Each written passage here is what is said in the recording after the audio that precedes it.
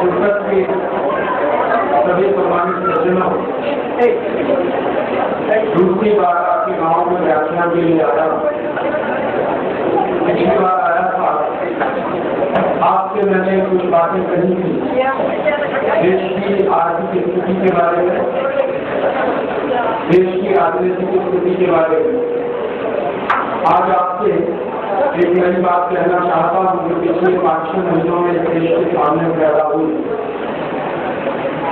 हमारे देश में पिछले 5-6 महीने में एक घटना घटित हुई और उसके बाद हमारे देश के ऊपर कई तरह की परिस्थितियां पैदा हो गई। उस दुर्घटना के बाद, उस घटना के बाद घटना ये थी, मई के महीने में भारत के वैज्ञानिकों ने 5 आणविक परीक्षण किए।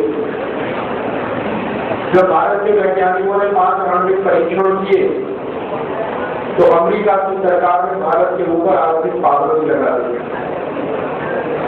और अमेरिका की सरकार ने भारत के ऊपर आर्थिक पाबंदी लगाई। उसके बाद जापान की सरकार ने भी भारत के ऊपर आर्थिक पाबंदी लगाई। अमेरिका और जापान के बाद दुनिया में बहुत सारे देश हैं जिन्होंने भारत पर आर्थिक पाबंदी लगाने की घोषणा की। बहुत सारी संस्थाएं हैं दुनिया में अंतर्राष्ट्रीय स्तर पर जिन्होंने भारत के खिलाफ पाबंदी लगाने की बात कहना शुरू कर दिया। जिन संस्थाओं को इस मामले में बात कहने की कोई जरूरत नहीं थी, उन संस्थाओं ने भी भारत के ऊपर पाबंदी लगाने की बात, भारत की टीका करने की बात, भारत पर आलोचना करने की बात कही। अचानक से ऐसा क्या हो गया कि दुनिया में इतने बड़े पैमाने पर एक अजीब सी हलचल हो गई। भारत के वैज्ञानिकों ने अगर 5 आणविक परीक्षण किए तो, क्योंकि पहली बार तो ऐसे आणविक परीक्षण हुए नहीं थे पूरी दुनिया में। अगर ये काम पहली बार दुनिया में हुआ होता तो शायद इस तरह की हलचल होना स्वाभाविक होता।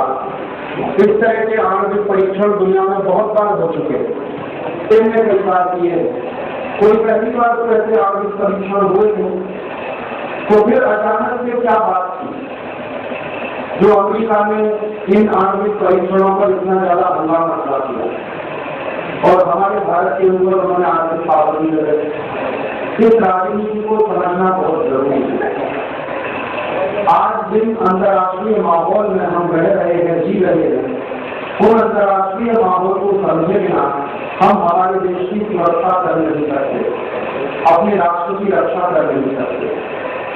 इसलिए कई बार मैं लोगों से ये कहता हूँ कि अंतर्राष्ट्रीय स्तर पर जो घटनाएं घटित होती हैं उनके बारे में बहुत गंभीरता के साथ हमको सोचना चाहिए और विचार करना चाहिए अपने राष्ट्र की दृष्टि से।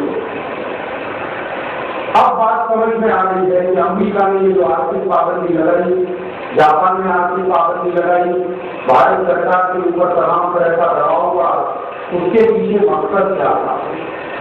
आज के अखबार में एक बहुत ही बुरी खबर है, शायद आपने भी पढ़ी हो। सवेरे से जब से मैंने वो खबर पढ़ी है मैं बहुत आसान हूँ। भारत के प्रधानमंत्री श्री अटल बिहारी वाजपेयी का एक बयान है, उसमें उन्होंने कहा है कि हम सीपीबीटी पर हस्ताक्षर कर देंगे। अब तक पिछले 50 साल से भारत का ये दृढ़ निश्चय रहा है कि हम सीपीबीटी पर और एनपीटी जैसी संधियों पर हस्ताक्षर नहीं करेंगे। कि सिद्धांत रूप में हमारा सीपीबीटी से कोई विरोध नहीं है। ये और भी खतरनाक था। अब तक 50 साल से हमारा सैद्धांतिक विरोध ही था सीपीबीटी। और सैद्धांतिक विरोध क्या था? सैद्धांतिक विरोध ये था कि सीपीबीटी नाम की संधि एक ऐसी संधि है जिसमें दुनिया के अमीर देशों के पास हर तरह का परमाणु हथियार रखने की खुली छूट है और गरीब देशों को परमाणु परीक्षण करने की भी छूट नहीं। माने हमारे जैसे गरीब देश हैं जो पूरी दुनिया में, वो अणु परीक्षण भी नहीं कर सकते, लेकिन अमेरिका, चीन और फिर फ्रांस, फिर ब्रिटेन और रूस जैसे जो देश हैं वो न सिर्फ अणु परीक्षण कर सकते हैं बल्कि आणविक हथियार बना भी सकते हैं। इसकी खुली छूट है सीपीबीटी नाम की संधि।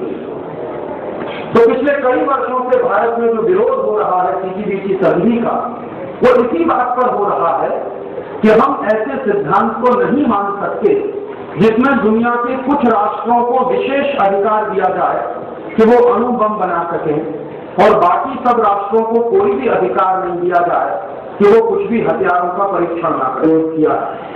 माननीय श्री अटल बिहारी वाजपेयी जब विपक्ष के नेता थे और श्री इंद्र कुमार गुजराल इस देश के प्रधानमंत्री थे, तो उनका पार्लियामेंट में भाषण था 1.5 घंटे का, जिसमें श्री अटल बिहारी वाजपेयी ने कहा था कि ये परमाणु भेदभाव की नीति हमको मंजूर नहीं है।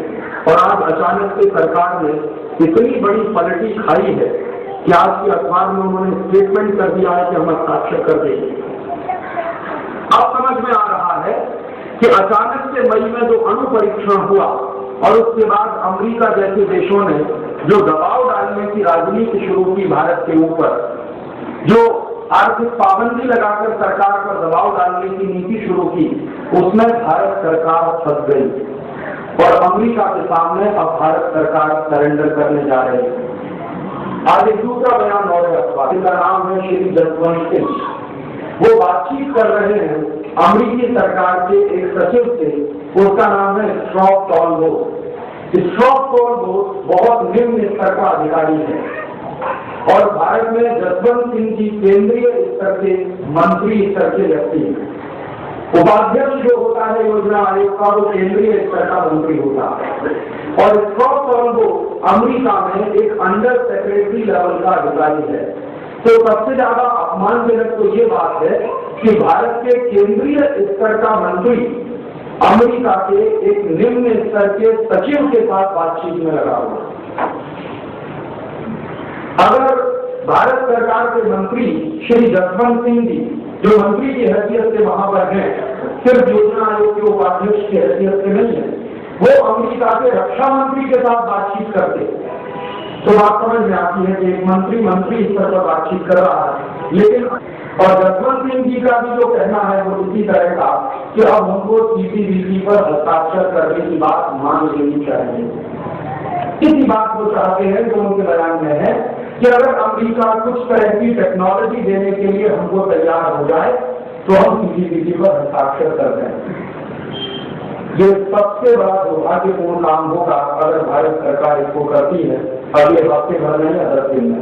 आज के बयान से ऐसा लगता है कि माननीय श्री अटल बिहारी वाजपेयी जी जब विदेश यात्रा से लौटेंगे, अभी यूनाइटेड नेशन के जो जनरल असेंबली का सेशन है उसमें भाषण देने के लिए हो गए हैं, हो सकता है वहीं पर हस्ताक्षर कर दें या हो सकता है उसके 1-2 दिन आगे पीछे हस्ताक्षर करें।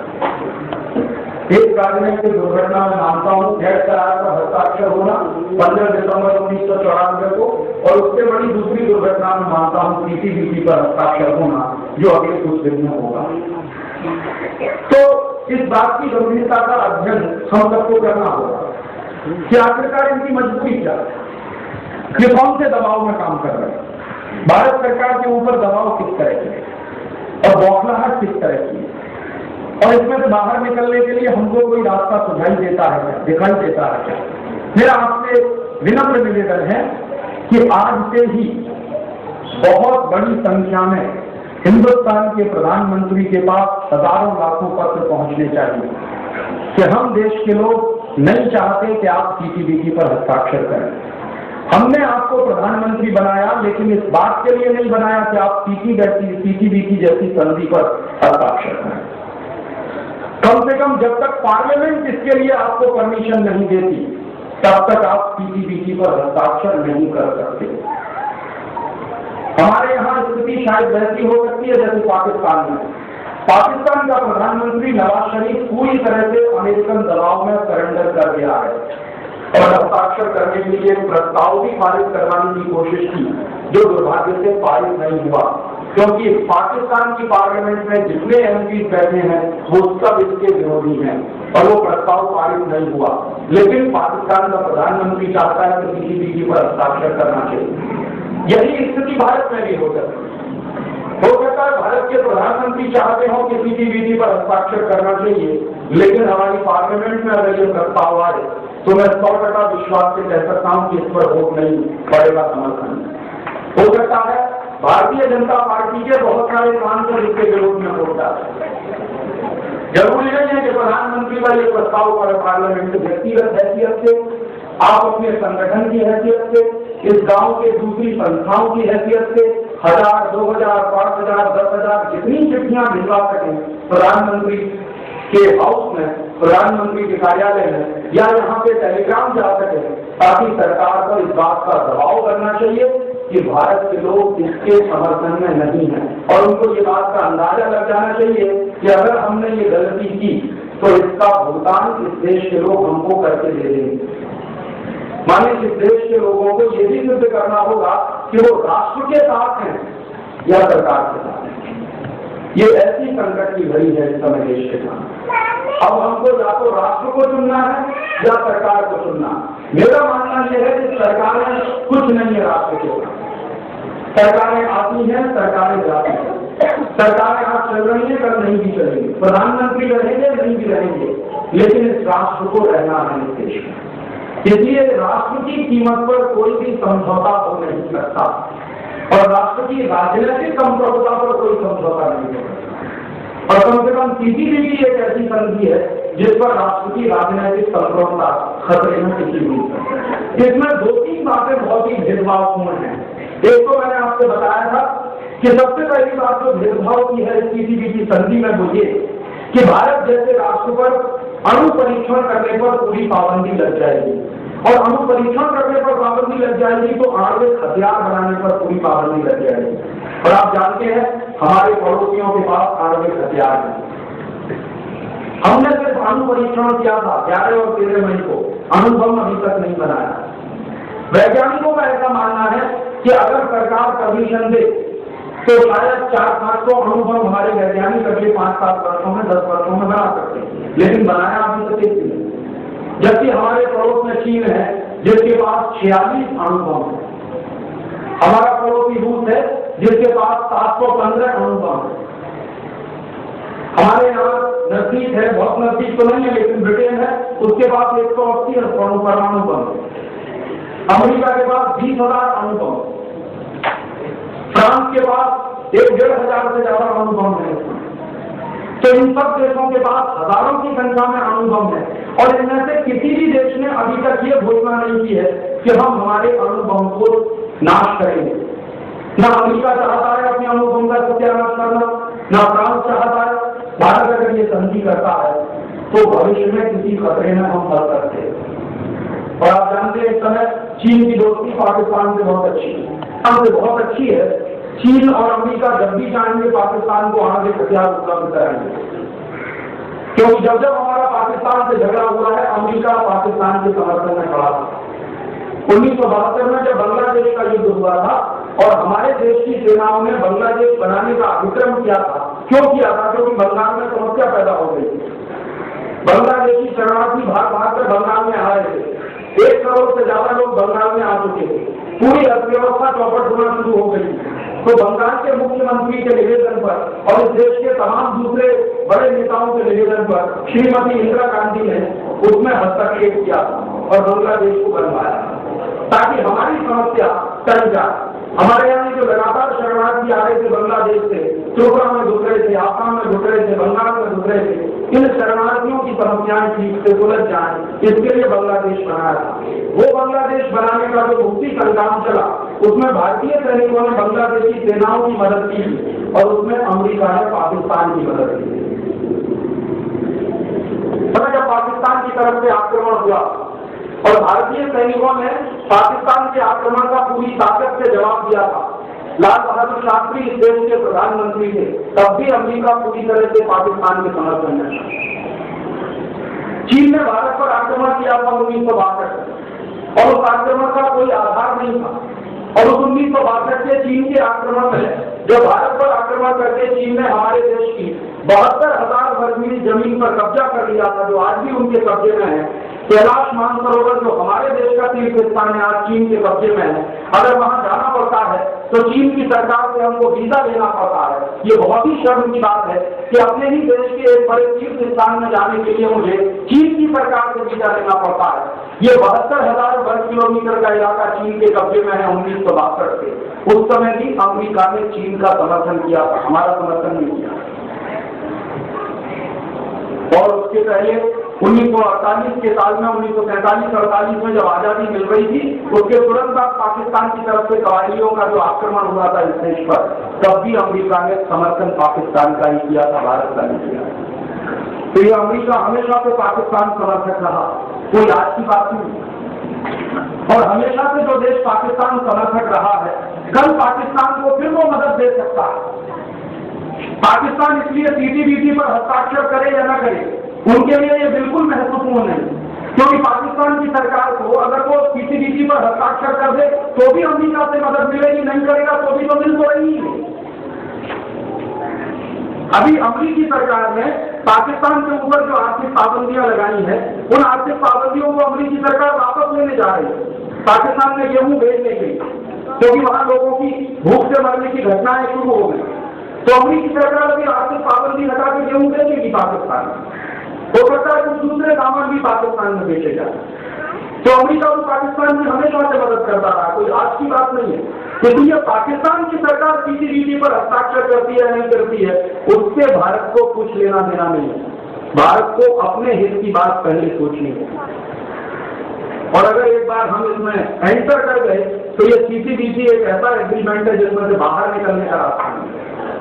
गैस करार तो कम से कम एक ऐसा एग्रीमेंट है जिसको रद्द भी किया जा सकता है, जिसमें से भारत सरकार बाहर भी निकल सकती है।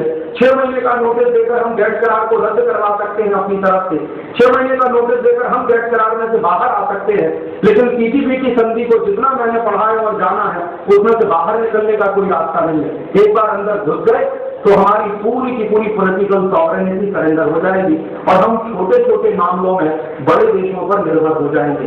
अपनी सुरक्षा के मामले में भी बड़े देशों पर निर्भर हो जाएंगे। और आने वाला साल बहुत खतरनाक, आने वाले साल में कभी भी विश्व युद्ध हो सकता है। परिस्थितियां ऐसी बनती चली जा रही है पूरी दुनिया में कि कभी भी विश्व युद्ध हो सकता है। अमेरिका ने अभी अफगानिस्तान पर जो बम गिराए थे, सूडान पर जो बम गिराए थे, उन दोनों बम के गिराने के बाद सूडान और अमेरिका को, सूडान और अफगानिस्तान में इतनी तेजी के साथ अमेरिका के खिलाफ हवा पैदा हुई है कि कभी भी सूडान और अफगानिस्तान मिलकर अमेरिका पर आक्रमण कर सकते हैं। एक बिन लादेन नाम का आदमी जो बिलियनर करोड़पति है, अरबपति है, जिसके पास पेट्रोल डॉलर बहुत बड़ी मात्रा में है, उसने घोषित कर दिया है कि अब तो अमेरिका मेरा दुश्मन नंबर 1 है और मैं बता दूंगा कि अमेरिका रहेगा कि नहीं रहेगा। तो ये देश कभी भी आक्रमण करेंगे और गल्फ देशों में तो अमेरिका के खिलाफ बहुत पहले से माहौल है। जब से इराक के खिलाफ अमेरिका ने स्टैंड लिया और इराक पर बमबारी की थी अमेरिकी सैनिकों ने, जिसमें 80 लाख इराकी मारे गए थे, तब से इराक के खिलाफ ऐसी अमेरिका के, ईरान के खिलाफ है अमेरिका। ईरान और इराक दोनों अमेरिका के खिलाफ है, बस मौके का इंतजार कर रहे हैं कि कब मौका मिले और अमेरिका को सबक सिखाना। ये दोनों देश इसलिए खिलाफ है अमेरिका के कि अमेरिका के कारण इन दोनों देशों को कुत्तों की तरह से लड़ना पड़ा था। अमेरिका ने इतना बड़ा धोखा दिया था ईरान और इराक को। वो धोखा क्या था? एक बार 1980-1989 के साल की बात मैं आपको बता रहा कि अमेरिका का एक बहुत बड़ा अखबार है, उसका नाम है वॉशिंगटन पोस्ट। तो वॉशिंगटन पोस्ट नाम के अखबार में 1989 के साल में एक खबर छप गई थी और खबर ये थी कि ईरान और इराक के बीच में एक बहुत बड़ा इलाका है रेगिस्तानी, जिसका नाम है शर्क़ अल अरब। ये जो शर्क़ अल अरब का रेगिस्तानी इलाका है, उस रेगिस्तानी इलाके में भयंकर तेल छुपा हुआ है। ऐसी खबर छपी अमेरिका के अखबार में। अमेरिका के अखबार में जो खबर छप गई शर्क़ अल अरब के इलाके में भयंकर तेल छुपा हुआ है, तो उस खबर का प्रतिक्रिया क्या हुई? ईरान और इराक के अखबारों में भी ये खबर छपी कि वॉशिंगटन का अखबार कहता है कि यहाँ पर तेल छुपा हुआ है। तो वो जो इलाका है शर्क़ अल अरब का, वो दो देशों के बीच की बफर स्टेट है।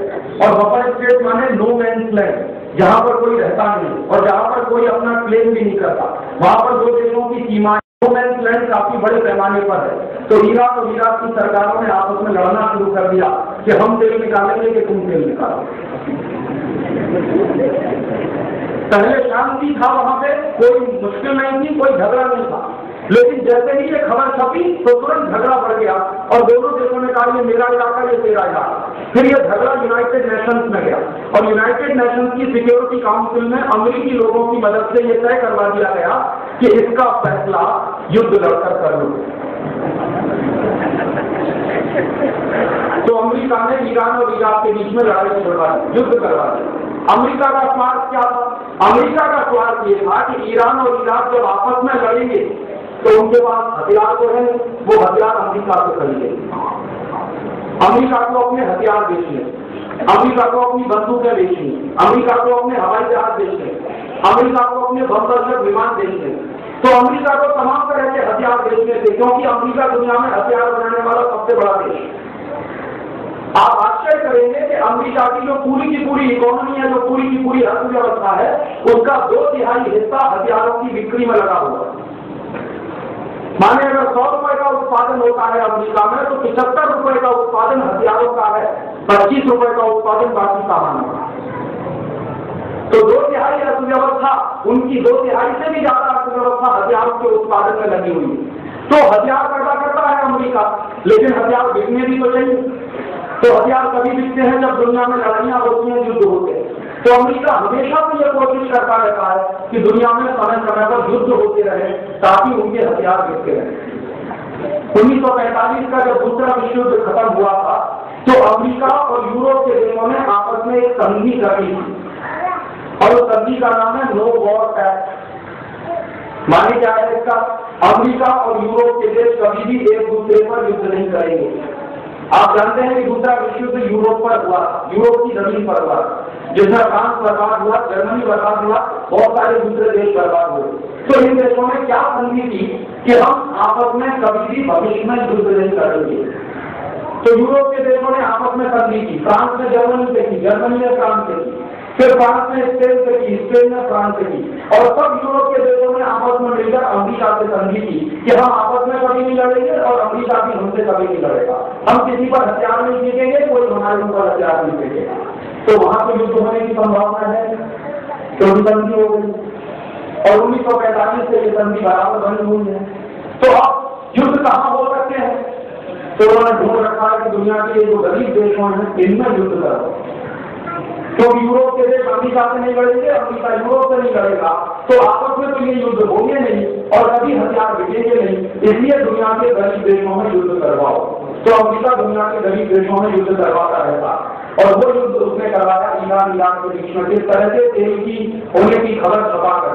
और बाद में दोनों देशों ने ये फैसला किया कि अभी इस तेल को निकालना है, तो कौन इसका मालिक होगा, इस पर लड़ाई हुई। तो लड़ाई जब शुरू हो गई ईरान और इराक में, तो अमेरिका की कंपनियों ने इराक को भी हथियार बेचे, ईरान को भी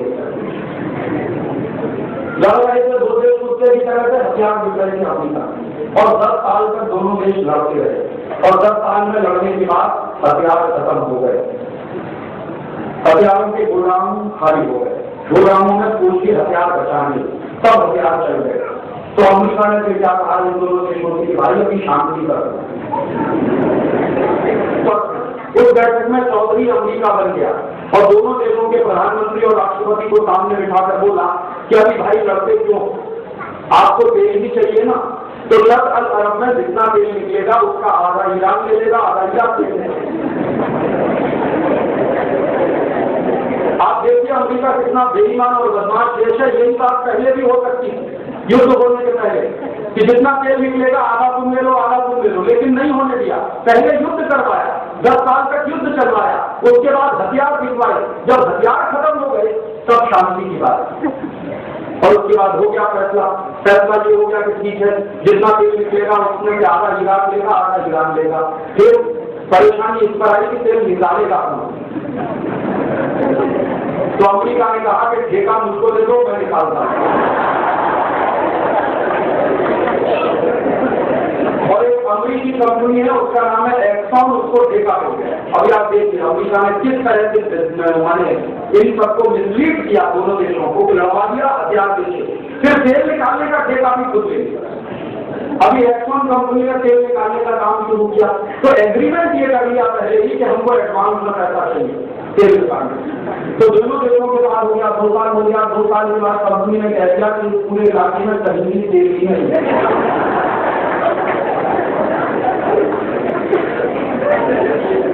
और तब दोनों देश के राष्ट्रपति और प्रधानमंत्रियों ने अपने अपने सिर पे हाथ पीटा और कहा कि कहाँ हम फंस गए। अमेरिका जैसे नालायक देश की चक्कर में फंसकर पूरा बर्बाद कर दिया।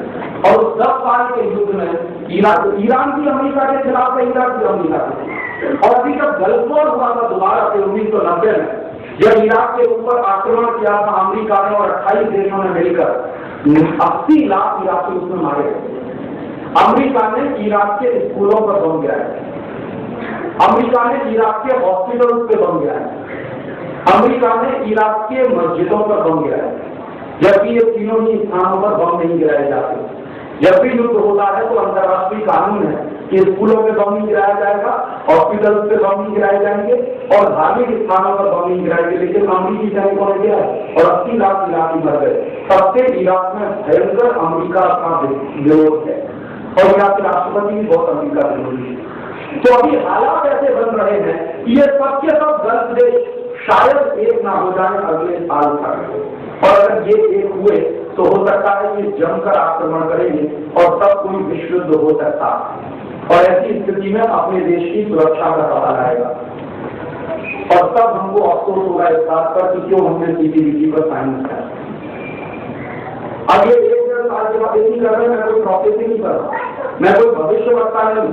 जो आर्थिक राजनीतिक स्थितियां पैदा हुई हैं पूरी दुनिया में, उनको ध्यान में रखते हुए मैं बता रहा हूँ कि हो सकता है मई 1999 के बाद युद्ध ना शुरू हो जाए।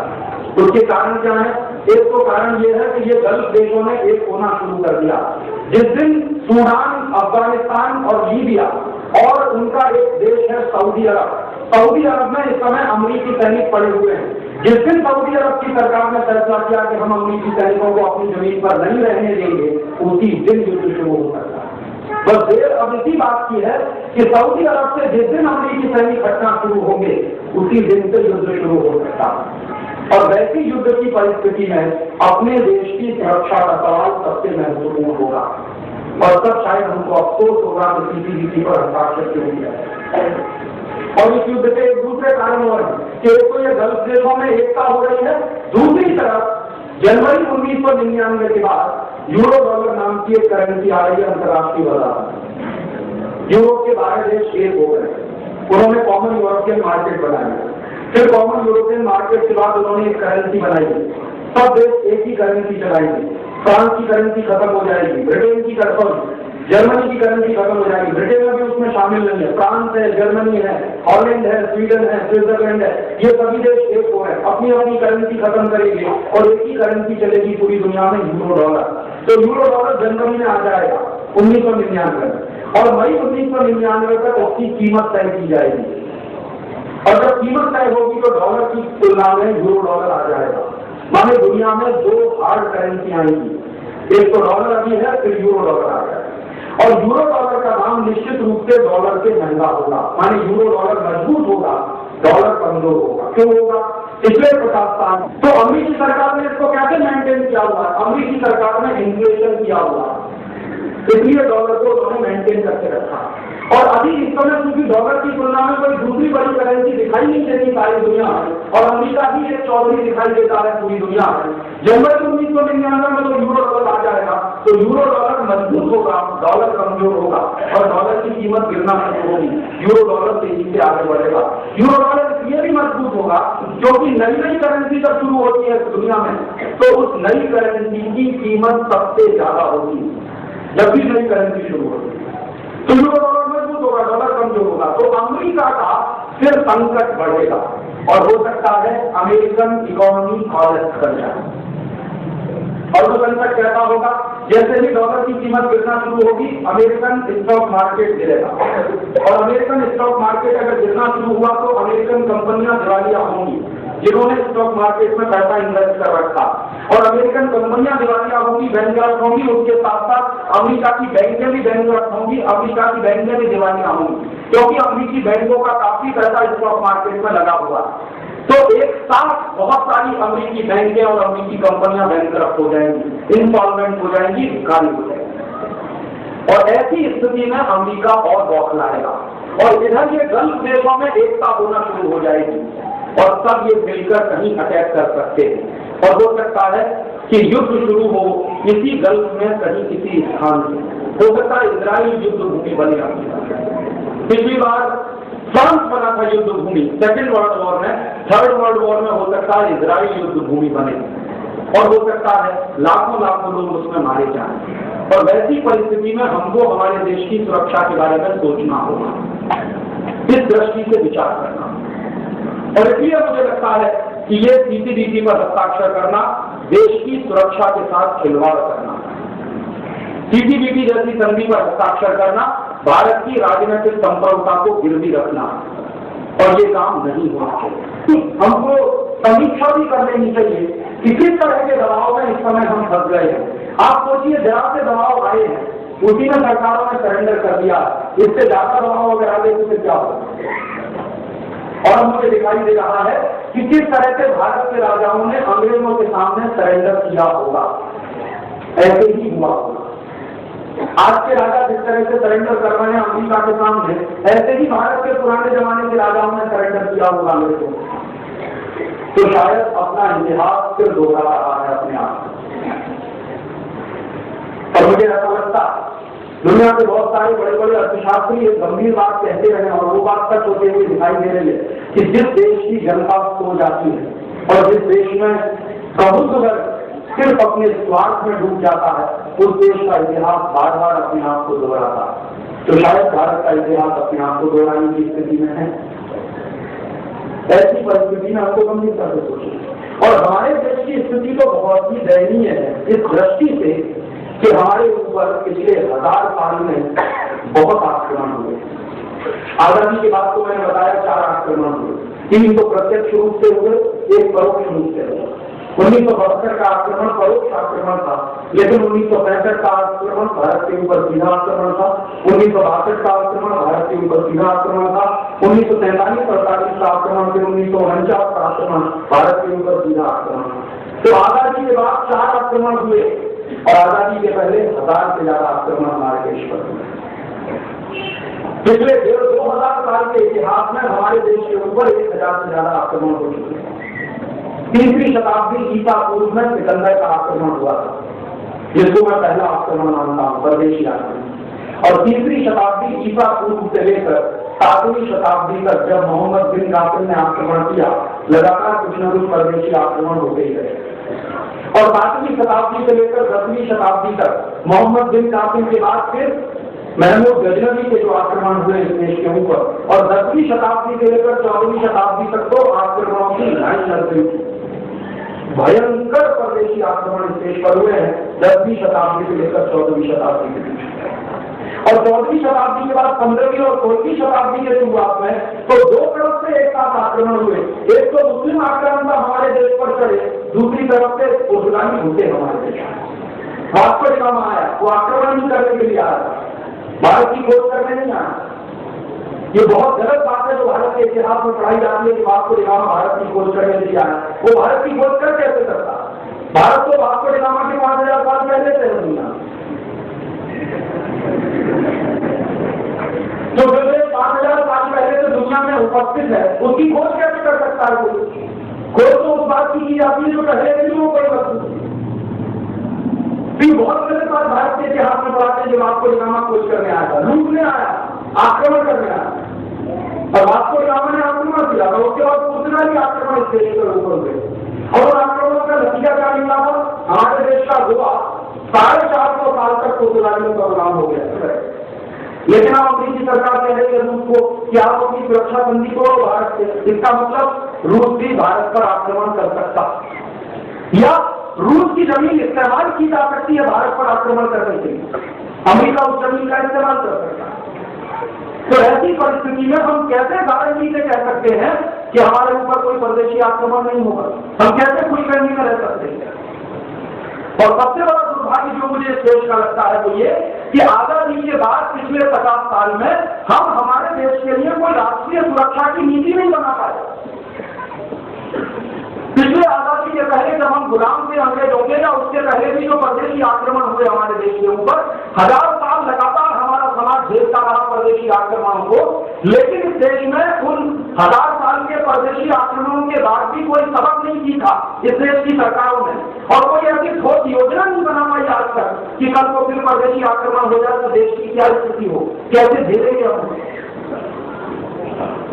क्योंकि 1949 में जो हुआ था तमाशा, 1943-48 में जब भारत विभाजन हुआ, पाकिस्तान बना, तुरंत करके पाकिस्तान की तरफ से जो आक्रमण हुआ, तो पाकिस्तानी कबायलियों ने लगातार कश्मीर को घेरना शुरू किया, और कश्मीर को घेरते गए, पूरा कश्मीर उनके कंट्रोल में चला गया। तो जम्मू की तरफ बढ़े, जम्मू से मुश्किल से 13 किलोमीटर दूर रह गई थी पाकिस्तानी सेना।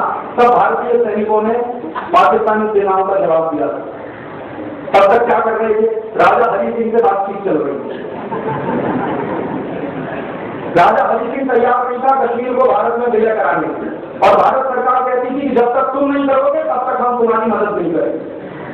उस समय अगर राजा हरि सिंह को एक बाजू में रखकर पाकिस्तानी सैनिकों को भगा दिया जाता, तो आज ये जो पाक ऑक्युपाइड कश्मीर की समस्या है, ये हमारे गले की समस्या नहीं बनती। हमारे ही देश का इलाका है जिसको हम पाक अधिकृत कश्मीर कहते हैं। हमारे ही देश के हैं 3 डिवीजन पूरे के पूरे जो पाकिस्तान के कब्जे में है भारत का इलाका पाकिस्तान के कब्जे में। ये इसी कारण से हुआ कि लगातार देरी की गई, और पाकिस्तानी सेनाओं ने एक बड़े इलाके पर कंट्रोल कर लिया। उसके बाद भारतीय सैनिकों ने जब पाकिस्तानी सैनिकों को पीछे खदेड़ा, तो ज्यादा दूर तक खदेड़ नहीं पाए, तुरंत समझौता हो गया। और समझौता क्या हुआ, जहां पर भारतीय सैनिक है वो जमीन भारत की, जहां पर पाकिस्तानी सैनिक है वो जमीन पाकिस्तान की। ऐसे लोगों को पीछे समझौते करते रहे हमारे लिए। तो उसमें नतीजा क्या निकला कि हमारे देश के 3 डिवीजन पाकिस्तान के कब्जे में चले, जो आज भी हमारे लिए सिरदर्द पैदा किए, और ये कश्मीर की समस्या वहीं से पैदा हुई। ना तो वो हमारे 3 डिवीजन जाते पाकिस्तान के कंट्रोल में, ना तो आज ये समस्या होती कश्मीर। और ये समस्या पता नहीं कितने दिन और चलेगी, कितने लाख लोगों के बलिदान लेगी, कितने लाख लोगों को अपने घर उजड़वाने पड़ेंगे, कितने लाख लोगों को वहां से भागना पड़ेगा, उसका कुछ अंदाजा नहीं किया उस समय के नेताओं ने। और इतना कुछ गलती हो, फिर उसके बाद दोबारा गलती हुई। दोबारा क्या गलती हुई, 1962 में पंडित नेहरू ने नारा दिया, हिंदी चीनी भाई भाई, हिंदी चीनी भाई। जो चीन कभी भाई हो नहीं सकता उसको भाई बना दिया, और चीन गए पंडित नेहरू राखी बनवाने के लिए, क्योंकि भाई था ना वो, तो राखी बनवाने गए चीन में। और राखी बनवा के जब पंडित नेहरू लौटे वापस, तो चीन ने आक्रमण कर दिया। इतने बड़े धोखे में रह गए पंडित नेहरू, और इतने बड़े धोखे में रखा पूरे भारत को कि हिंदी चीनी भाई भाई, हिंदी चीनी भाई भाई, और चीन चढ़ गया हमारे। जिसको आज आप अरुणाचल प्रदेश कहते हैं, उसको उस जमाने में नेपा कहते थे, नेपा प्रदेश। तो चीन घुस गया नेपा, और भयंकर आक्रमण किया चीनी सैनिकों ने। पंडित नेहरू तैयार नहीं होते, भारतीय सैनिकों ने सरेंडर कर दिया। भारतीय सैनिक सीमा छोड़कर और चीन के सैनिक मुझसे चले गए। उसके बाद क्या हुआ, अरुणाचल प्रदेश की बहनों के साथ चीन के सैनिकों ने जिस तरह से बलात्कार किए, जिस तरह से उनकी हत्याएं की, तो अरुणाचल के नौजवानों का खून खोलने लगा। लेकिन उनके पास कोई विकल्प नहीं था, भारतीय सैनिक मदद के लिए थे नहीं, क्योंकि भारतीय सैनिकों को वहां से भगा दिया गया, वापस बुला लिया गया। तो अरुणाचल प्रदेश के भाइयों ने लाठी से, डंडे से, जो भी उनसे बन पड़ा, चीनी सैनिकों का मुकाबला किया, और उसमें हजारों सैनिक मारे गए अरुणाचल प्रदेश के बेकसूर। उसका दर्द आज भी उनके दिल में है। और आप जाइए उनसे बात करिए तो वो पूछते हैं कि हमको भारत ने दिया क्या। जब हमारे ऊपर चीन का आक्रमण हुआ था तो आपके सैनिक तो कभी आए नहीं हमारे प्रदेश के लिए, हमको तो खुद झेलना पड़ा चीनी आक्रमण। और उसमें नतीजा क्या हुआ, नतीजा ये हुआ कि हिंदी चीनी भाई भाई, हिंदी चीनी भाई भाई करते करते 72,000 वर्ग मील जमीन पर चीन ने कब्जा कर लिया, जो आज भी उनके पास। पहले नुकसान उठाया 1948-49 में, फिर नुकसान उठाया 1962, और फिर 1965 में नुकसान उठाया। 1965 में क्या हुआ, पाकिस्तान ने आक्रमण किया। उस समय थोड़ी गनीमत ये थी कि लाल बहादुर शास्त्री प्रधानमंत्री, उन्होंने पूरी ताकत से पाकिस्तान में आक्रमण का जवाब दिया। भारतीय सैनिकों ने पाकिस्तानी सैनिकों को पीछे तक खदेड़ दिया। तब अमेरिका बीच में आया, और अमेरिका ने दबाव डाला, और अमेरिका ने जो दबाव डाला वो इस बात का कि पाकिस्तान के साथ संधि करो, हमारे भारतीय सैनिकों ने पाकिस्तानी सैनिकों को खदेड़ दिया था बहुत पीछे। लाहौर और रावलपिंडी तक भारतीय सैनिकों का कंट्रोल स्थापित हुआ, लेकिन अमेरिका के दबाव में आकर लाल बहादुर शास्त्री को समझौता करना। लाल बहादुर शास्त्री नहीं चाहते थे वो समझौता। एक बार तो लाल बहादुर शास्त्री ने अमेरिकी दबाव को एक किनारे लगा दिया। अमेरिका ने धमकी क्या दी कि उस समय अमेरिका से लाल रंग का गेहूं आता था, पीएल फोरेट्री के नाम।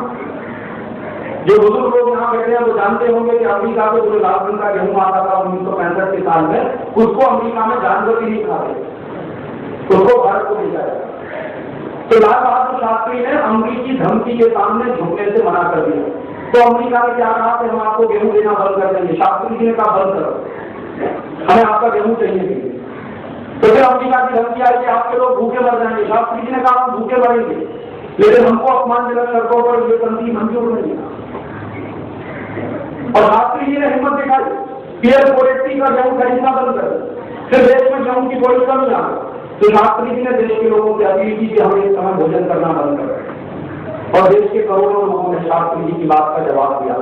करोड़ों लोगों ने सोमवार को घर करना शुरू कर दिया, आज भी रहते हैं। कोई भी नेता जनता से जब भी कोई कुर्बानी मांगता है तो जनता कभी पीछे नहीं हटती। सवाल नेताओं की इंटीग्रिटी का है। जनता इस देश में बहुत मजबूत है, जनता कभी सरेंडर नहीं करती।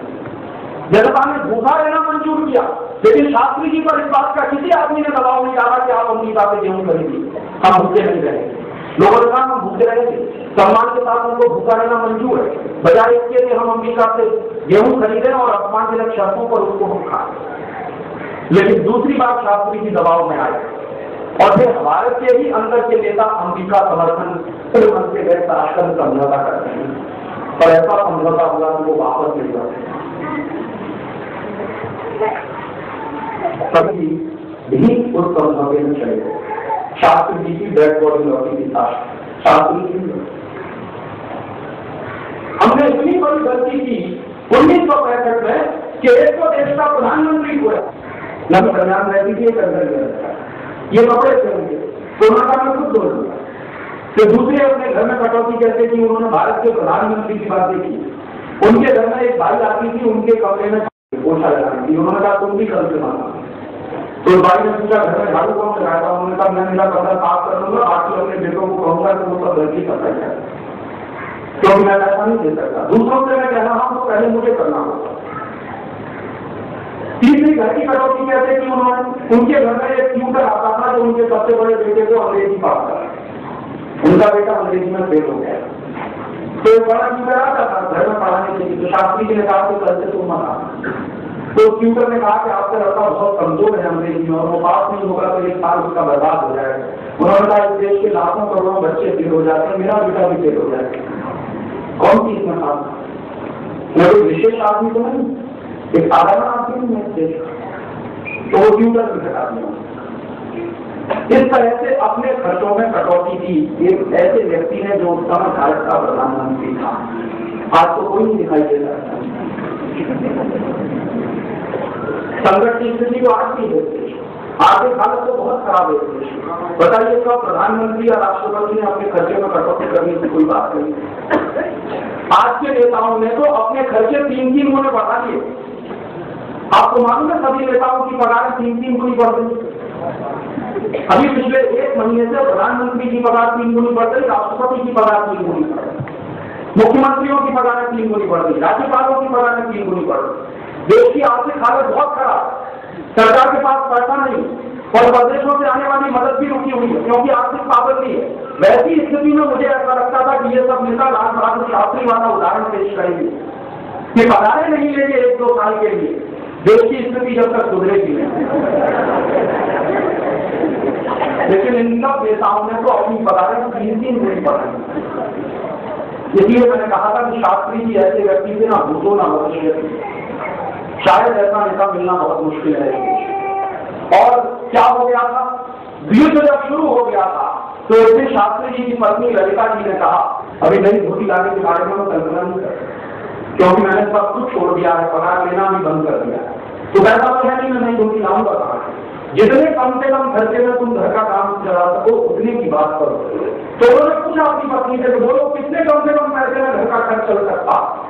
तो उनकी पत्नी ने कहा कि कुछ 300 रुपए में चल जाएगा। तो उन्होंने कहा ठीक है 275 रुपया मैं दूंगा, और कोशिश करो कि 25 रुपए की भी कटौती हो जाए। ऐसा प्रधानमंत्री था इस देश का, जिसको हमने खोया 1965 की शांति बात। एक तो जमीन खोई इस देश की, दूसरा ऐसा प्रधानमंत्री खोया। इतनी भयंकर गलतियां हुई इस देश में। और फिर 1972 में एक गलती हो गई। क्या गलती हो गई? मुझे ऐसा लगता है कि या तो श्रीमती इंदिरा गांधी को बांग्लादेश युद्ध में पैर फंसाना नहीं चाहिए, उनका आंतरिक मामला था वो सुलझा देते, और अगर पैर फंसाया तो पूरी इज्जत के साथ बाहर आना चाहिए। जानते क्या हुआ? भारतीय सैनिक गए, पाकिस्तानी सैनिकों को सरेंडर करवाया। 90,000 पाकिस्तानी सैनिकों ने सरेंडर किया भारतीय सेना के सामने, और वो सब हमारे प्रिजनर थे, लेकिन उन सबको छोड़ दिया, सबसे सब छोड़ दिया। और उन्हीं में से बहुत सारे सैनिक हैं जो आज ISI के एजेंट बनकर हमारे देश की नाक में बन किए। इतनी भयंकर गलती होती उनकी तो बात। ये गलतियां हर बार होती रही है इस देश में, और इसीलिए मैंने थोड़ी देर पहले आपसे कहा कि कल कहीं फिर से कोई स्वदेशी आक्रमण हुआ इस देश के ऊपर, तो हमारी अपनी सुरक्षा व्यवस्था क्या है, हमारी सुरक्षा की नीति क्या है। और ऐसी परिस्थिति में जब CTBT को मैं देखता हूं तो मुझे लगता है कि ये बहुत ही खतरनाक कदम है जो भारत सरकार उठा रही है। इसलिए सारे देश के लोगों को पूरी ताकत लगाकर इसका विरोध करना चाहिए, और ये विरोध 2 स्तर पर होना चाहिए। एक स्तर पर तो हम भारत सरकार को दबाव बनाएंगे कि आप ये मत करो, और दूसरे स्तर पर अमेरिका को ये पता चलना चाहिए कि भारत के लोग अमेरिका समर्थक नहीं है, क्योंकि जिस अमेरिका ने हमको परेशान किया पिछले 5-6 महीने में, और जिस अमेरिका ने हमारे देश के नेताओं को इतना मजबूर कर दिया है कि वो सरेंडर करने की स्थिति में आ गए हैं, उस अमेरिका को पूरी ताकत के साथ सबक सिखाना भी बहुत जरूरी है। अमेरिका की स्थिति इस तरह के गुंडे की है जो पहले हाथ पकड़ता है, फिर बाहर तक पकड़ लेता है, फिर गर्दन पकड़ लेता है, और फिर गर्दन दबा भी लेता है। अमेरिका दोस्त नहीं हुआ किसी का, जापान का नहीं हुआ तो हमारा का। तो इस अमेरिका के साथ दोस्ती बहुत महंगी पड़ेगी, और मुझे ऐसा लगता है कि अमेरिका को सबक सिखाना बहुत जरूरी है। क्यों सबक सिखाना जरूरी है? तर्क बिल्कुल सीधा है। अमेरिकी सरकार ने भारत पर आर्थिक पाबंदी इसलिए लगाई कि हमारे वैज्ञानिकों ने 5 आणविक परीक्षण किए। तो मेरा ये मानना है कि अगर हमने सिर्फ 5 आणविक परीक्षण किए और अमेरिका ने हमारे ऊपर आर्थिक पाबंदी लगाई, तो अमेरिका ने तो अब तक 1047 आणविक परीक्षण किए हैं। तो अमेरिका को पाबंदी क्यों नहीं मिलनी चाहिए? अगर अमेरिकी सरकार सिर्फ इसलिए भारत पर पाबंदी लगा सकती है कि हमने 5 आणविक परीक्षण किए, तो भारत में भी अमेरिका के खिलाफ पाबंदी होनी चाहिए, क्योंकि अमेरिका ने 1047 आणविक परीक्षण किए, हमने सिर्फ 5 किए, उन्होंने 1047। और इसलिए भी अमेरिका पर पाबंदी होनी चाहिए कि हमने सिर्फ आणविक परीक्षण किए, अमेरिका ने तो अणु बम बनाए, और कितने अणु बम है अमेरिका के पास? 20,000। और इसलिए भी अमेरिका पे आर्थिक पाबंदी होनी ही चाहिए कि हमने तो सिर्फ आणविक परीक्षण किए, अमेरिका ने तो अणु बम भी गिराए। 6 अगस्त 1945 को हिरोशिमा में गिराया, और 9 अगस्त 1945 को नागासाकी में गिराया। जापान के ऊपर 2 आणविक बम गिराए थे अमेरिका, और दोनों आणविक बम में लाखों जापानी मर गए। उसके बाद अमेरिका ने बम गिराने का अभियान बंद नहीं किया। जापान के ऊपर बम गिरा के लाखों जापानियों को मारा। उसके बाद 1960 के दशक में उसी अमेरिका ने वियतनाम के ऊपर बम गिराए और लाखों वियतनामी मर गए। फिर 1970 के दशक में अमेरिका ने कोरिया के ऊपर बम गिराए और लाखों कोरियन मुस्लिम मर गए। फिर 1980 के दशक में मैंने आपको बताया इराक और इराक पर बम गिराए और लाखों ईरानी इराकी मरे। फिर 1990 के दशक में सिर्फ इराक पर बम गिराए और 80 लाख इराकी उसमें मरे, और अब अमेरिका फिर बम गिरा रहा। एक दिन भूटान पे गिराया, एक दिन अफगानिस्तान पे गिराया, किसी दिन भारत पे भी गिराया। कोई भरोसा नहीं अमेरिका। इसलिए मेरी मान्यता ये है कि अगर अमेरिकी सरकार पाबंदी लगा सकती है भारत पर आर्थिक रूप से, तो क्यों नहीं भारत सरकार कानून बनाए और अमेरिका पर आर्थिक पाबंदी लगाए अपने। तो आप पूछेंगे इससे क्या होगा? अमेरिका को 2 मिनट में हम सीधा कर देंगे। अमेरिका की जो सबसे कमजोर नस है उसका नाम है डॉलर। अगर अमेरिका में डॉलर जाना बंद हो जाए तो अमेरिका 2 मिनट में सीधा हो जाए।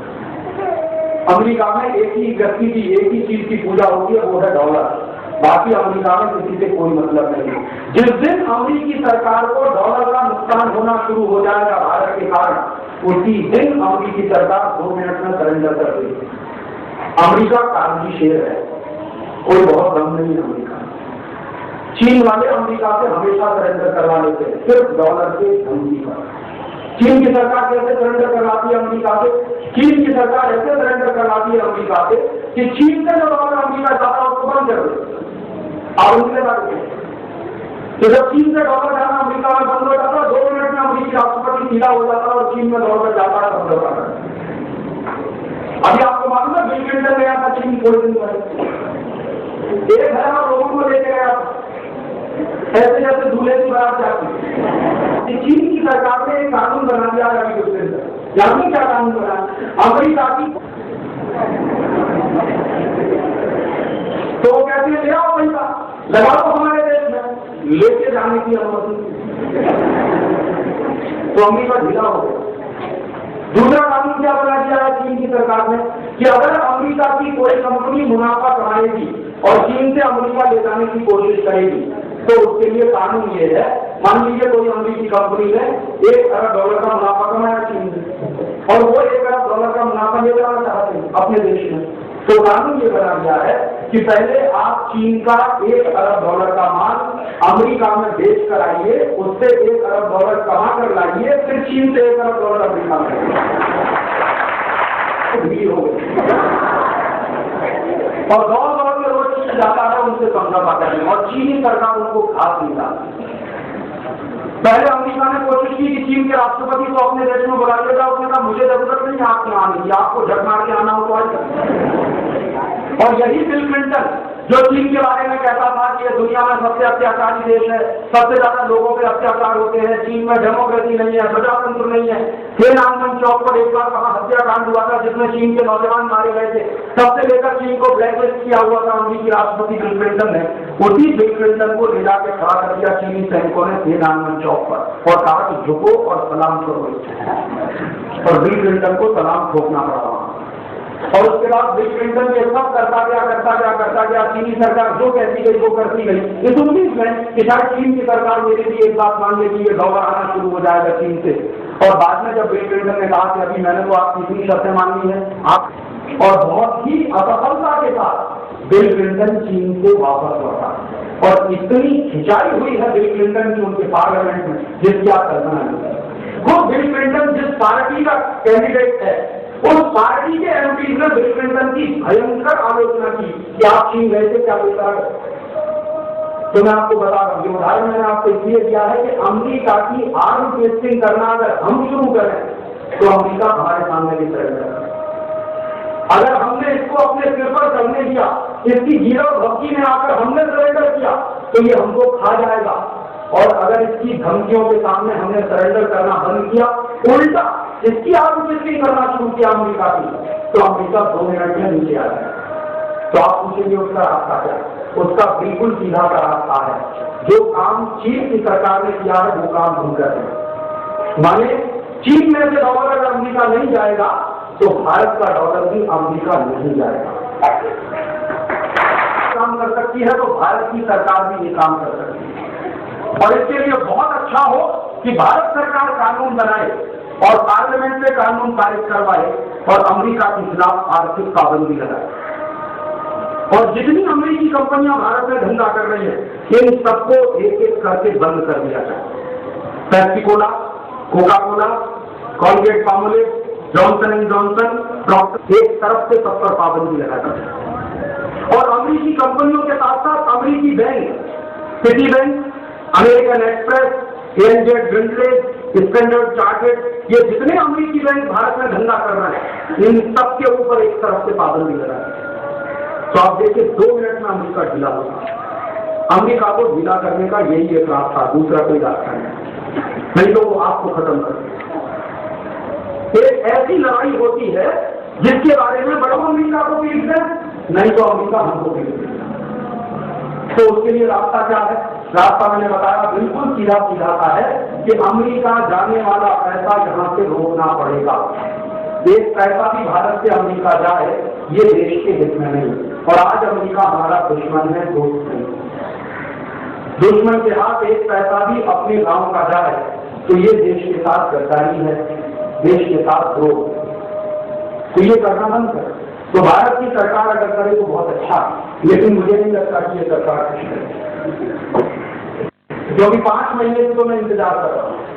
जब से अमेरिका ने आर्थिक पाबंदी लगाई है, मैं एक एक दिन गिन रहा हूँ कब भारत की सरकार अमेरिका पे आर्थिक पाबंदी लगाई।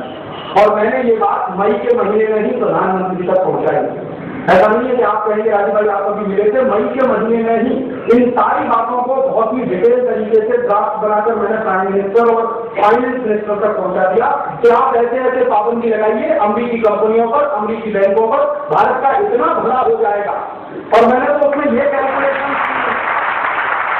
अगर अमेरिका ने आर्थिक पाबंदी लगाई हमारे ऊपर और वहां से $2 अरब आना बंद हो गया भारत में, $200 करोड़ आना बंद हो गया भारत में, तो अगर हम अमेरिका के सिटी बैंक पर पाबंदी लगा दें, पेप्सी कोला पर पाबंदी लगा दें, कोका कोला पर पाबंदी लगा दें, उनकी दूसरी थॉमसन नाम की कंपनी पर लगा दें, एलजी नाम की कंपनी पर लगा दें, तमाम अमेरिकी कंपनियां जिन पर हम पाबंदी लगा दें, तो देश का तो कुछ खास नुकसान नहीं होने वाला, लेकिन हमारा हजारों करोड़ रुपया हर साल अमेरिका जाने से बच जाएगा। वहां से सिर्फ $200 करोड़ नहीं आएगा और यहां से हजारों करोड़ नहीं जाएगा। लेकिन अभी तक तो सरकार ने सुना नहीं और मुझे अफसोस है, ये बहुत ही गंभीर अफसोस है मुझे। आप पूछेंगे क्या? इस सरकार में 3 ऐसे मंत्री हैं जिन्होंने एक जमाने में कोका कोला को भारत से भगाया था 1977 में श्री मोरारजी भाई देसाई प्रधानमंत्री बने और उस सरकार में श्री अटल बिहारी वाजपेयी विदेश मंत्री बने और उसी सरकार में जॉर्ज फर्नांडीज उद्योग मंत्री बने और उसी सरकार में लाल कृष्ण आडवाणी सूचना और प्रसारण मंत्री बने। और 1977 की उस सरकार ने 24 घंटे में अमेरिकी कंपनी कोका कोला को भारत से भगा दिया, सिर्फ 24 घंटे लगे। और कोका कोला को नोटिस दिया गया था कि या तो 24 घंटे में आप भारत छोड़ोगे, नहीं तो हम आपकी सारी संपत्ति जब्त करेंगे। और कोका कोला भाग जाएगा। कुछ जमानी है इंफॉर्मेशन कंपनी, एक झटके में कोका कोला भागा और कोका कोला भागा, उसके पीछे IBM भागा, एक अमेरिकी कंपनी जिसका नाम है इंटरनेशनल बिजनेस मशीन, कंप्यूटर बनाती है, वो भागी आगे। फिर IBM के पीछे पीछे IBM भागा, इंटरनेशनल कंप्यूटर लिमिटेड, ये भी अमेरिका की कंपनी। तो कोका कोला भागा, IBM भागा, IBM भागा और एक एक करके सब अमेरिकी कंपनियां भागने वाली थी, लेकिन वो सरकार दे गई। तो ये वो काम अधूरा छोड़ गया। तो मुझे ऐसा लगता था कि जिन सरकारों ने कोका कोला को भगाया, जिन मंत्रियों ने कोका कोला को भगाया, जब वो दोबारा से मंत्री बन जाएंगे इस देश में तो 24 घंटे में कोका कोला को भगाएंगे, पेप्सी कोला को भगाएंगे। लेकिन 5 महीना हो गया है इंतजार करते करते, ना तो कोका कोला को भगाया ना पेप्सी कोला को भगाया। तकलीफ मुझको ये है कि जो श्री अटल बिहारी वाजपेयी विदेश मंत्री थे, आज प्रधानमंत्री, जो जॉर्ज फर्नांडीज पहले उद्योग मंत्री थे, आज रक्षा मंत्री, जो लाल कृष्ण आडवाणी पहले सूचना और प्रसारण मंत्री थे, आज गृह मंत्री हैं। मानी तीनों का ही प्रमोशन हुआ और तीनों की ही ताकत पहले से ज्यादा। अटल जी को सीधे प्रधानमंत्री है ना, और जॉर्ज फर्नांडीज को रक्षा मंत्री है ना, और लाल कृष्ण आडवाणी को गृह मंत्री है। ये तीनों ही मंत्रालय 1, 2, 3 नंबर के हैं। प्रधानमंत्री होता है, फिर गृह मंत्री होता है, फिर रक्षा मंत्री होता है, फिर वित्त मंत्री होता है। तो 1, 2, 3 पोजीशन पर तीनों वो लोग हैं जिन्होंने कोका कोला भगाया। और आज उन्हीं के जमाने में गांव गांव में सबसे ज्यादा कोका कोला दिख रहा है। सबसे ज्यादा अफसोस की बात है। इससे क्या नतीजा निकालना चाहते हैं? मैं एक ही नतीजा निकालना चाहता हूं कि सत्ता के अंदर जाकर चरित्र कैसे फेंक दिया जाता है, सत्ता के अंदर जाकर आदर्शों को कैसे बलि चढ़ा दिया जाता है, उसका ये सबसे नंगा उदाहरण है। तो मुझे तो उम्मीद नहीं है कि ये सरकार करेगी। तो फिर आप पूछेंगे किससे उम्मीद है? मुझे आप लोगों से उम्मीद है। तो बंदा समझौता कर सकते हैं। अब ये देश में बिल्कुल खुला हो गया, कोई पार्टी समझौता करने में किसी से पीछे नहीं, और कोई पार्टी कीचड़ और दलदल में गिरने में किसी से पीछे नहीं। हर पार्टी ने रिकॉर्ड कायम किया है कि तू ज्यादा गिरा कि मैं ज्यादा गिरा। और अब इस देश में मैं मानता नहीं कि कोई भी पार्टी राष्ट्रवादी है। हर पार्टी कुर्सीवादी है, सत्तावादी, स्वार्थवादी। राष्ट्रवादी तो कोई है नहीं। अगर ये राष्ट्रवादी होते तो तनख्वाहें बढ़ाते, पगारें बढ़ाते, तीन इस साल तो इनको ये सिद्ध करना चाहिए था कि हमारा राष्ट्रवाद इतना प्रखर है कि हम हिंदुस्तान में 2-3 साल पगार नहीं लेंगे। कोई नेता भूखा नहीं मरता, कभी मरा भी नहीं है। इस देश में 40 करोड़ लोग गरीबी की रेखा के नीचे हैं। इस साल गरीबी और तेजी से बढ़ रही है, महंगाई तेजी से बढ़ रही है, भुखमरी तेजी से बढ़ रही है। भारत के कारखाने बंद हो गए हैं, 2,62,000 कारखाने इस देश के बंद हो गए हैं, 8 करोड़ मजदूर इस देश के बेरोजगार हो गए हैं। पिछले 8 साल से जो उदारीकरण की नीतियां भारत में चल रही हैं, उन उदारीकरण की नीतियों का ये नुकसान हुआ है पूरे के पूरे देश को। तो मुझे ऐसा लगता था कि भारत के राष्ट्रवादी नेता कम से कम इतना तो करेंगे कि पगार नहीं लेंगे इसका, क्योंकि मैंने सुना और मुझे मालूम है कि पाकिस्तान के नेता इस समय पगार नहीं ले रहे। पाकिस्तान का प्रधानमंत्री नवाज शरीफ बिना पगार के काम कर रहा, बिना वेतन के काम कर रहा। पाकिस्तान का राष्ट्रपति बिना वेतन के काम कर रहा। पाकिस्तान के जितने मंत्री हैं, जितने खासदार हैं, बिना वेतन के काम कर रहे हैं। क्यों? अमेरिका ने जब से आर्थिक पाबंदी लगाई है, पाकिस्तान की आर्थिक हालत थोड़ी खराब हो गई है, तो पाकिस्तान सभी खासदार। मुझे ऐसा लगता था कि पाकिस्तान के नेता अगर इतने राष्ट्रवादी हैं तो भारत के नेता तो इससे कई गुना ज्यादा राष्ट्रवादी। लेकिन हमारे नेताओं ने तो सिद्ध ये किया कि उन्होंने पगारें 3 गुनी बढ़ाई। इनके राष्ट्रवाद का सबसे बड़ा पाखंड है, इससे ज्यादा पाखंड कुछ हो नहीं सकता है इसमें राष्ट्रवाद। इसलिए मैं कहता हूं कि कोई पार्टी राष्ट्रवादी नहीं है, सब सत्तावादी, कुर्सीवादी, स्वार्थवादी। इसलिए अब इन पार्टियों पर भरोसा करना छोड़ दीजिए, क्योंकि पार्टियों पर भरोसा करते करते ही इतना बड़ा सत्यानाश होने दे रहा है।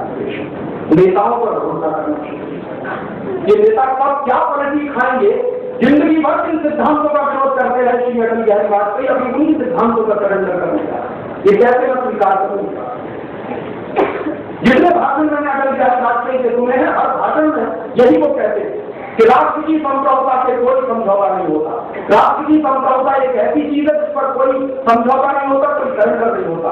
अभी वो खुद वही कर देगा, तो कैसे मानूं? तब ऐसा लगता है कि सबके सबको धृतराष्ट्र की आत्मा ने ली लिया। धृतराष्ट्र अंधा था। भगवान कृष्ण धृतराष्ट्र को अंधा क्यों कहते थे जानते हैं? वो इसलिए अंधा नहीं कहते थे कि तुम्हारी आंखें नहीं, ये तो सत्ता की उसकी आंखें नहीं थी। वो अंधा इसलिए कहते थे कि सत्ता मोह में, पुत्र मोह में वो अंधा, और सत्ता हाथ से न चली जाए इसके लिए धृतराष्ट्र कुछ भी करने को तैयार, चाहे जितना अधर्म करना पड़े, चाहे जितना कुकर्म करना पड़े, चाहे जो करना पड़े, सत्ता मेरे बेटों के हाथ से नहीं जानी चाहिए, सत्ता मेरे हाथ से नहीं जानी चाहिए। इसी के लिए धृतराष्ट्र को भगवान कृष्ण ने अंधा किया कि तुम स्वार्थ में अंधे हो। और आज के नेताओं के बारे में तो मैं यही कहता हूं कि धृतराष्ट्र को बिना आंखों के अंधा, वो पुत्र मोह में अंधा। इन लोगों को कौन सा पुत्र मोह?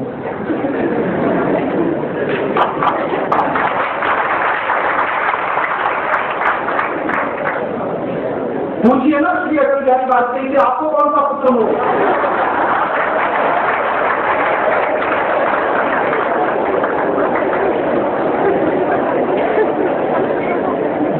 और धृतराष्ट्र आंखें नहीं होने के कारण अंधा था, ये तो सब आंखें होते हुए अंधे। इसलिए अब इन पर भरोसा करना छोड़िए, पार्टियों पर भरोसा करना छोड़िए, अभी तो अपने ऊपर भरोसा करिए। तो आप पूछेंगे दूसरा कोई रास्ता है? हाँ, एक रास्ता है, थोड़ा तकलीफ वाला, लेकिन अब वही साफ और कोई रास्ता नहीं।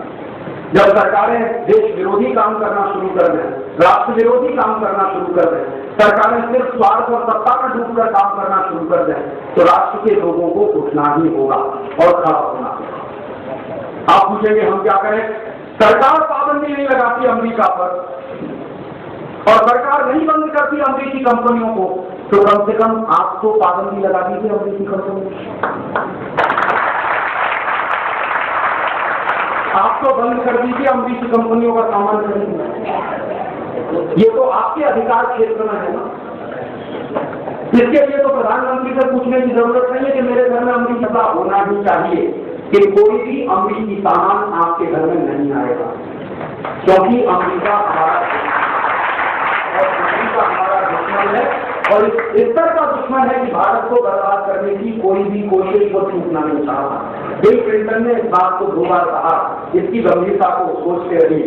बिल क्लिंटन ने कहा कि सोवियत संघ को खत्म करने के बाद अब भारत हमारी लिस्ट में नंबर 1 पर है, इसलिए भारत को खत्म करना अभी अमेरिका का सबसे बड़ा उद्देश्य है, क्योंकि भारत अमेरिका को टक्कर दे सकता है। अमेरिका को डर लग रहा है। क्या डर लग रहा? भारत के वैज्ञानिकों ने बिना अमेरिकी मदद के परमाणु परीक्षण किए।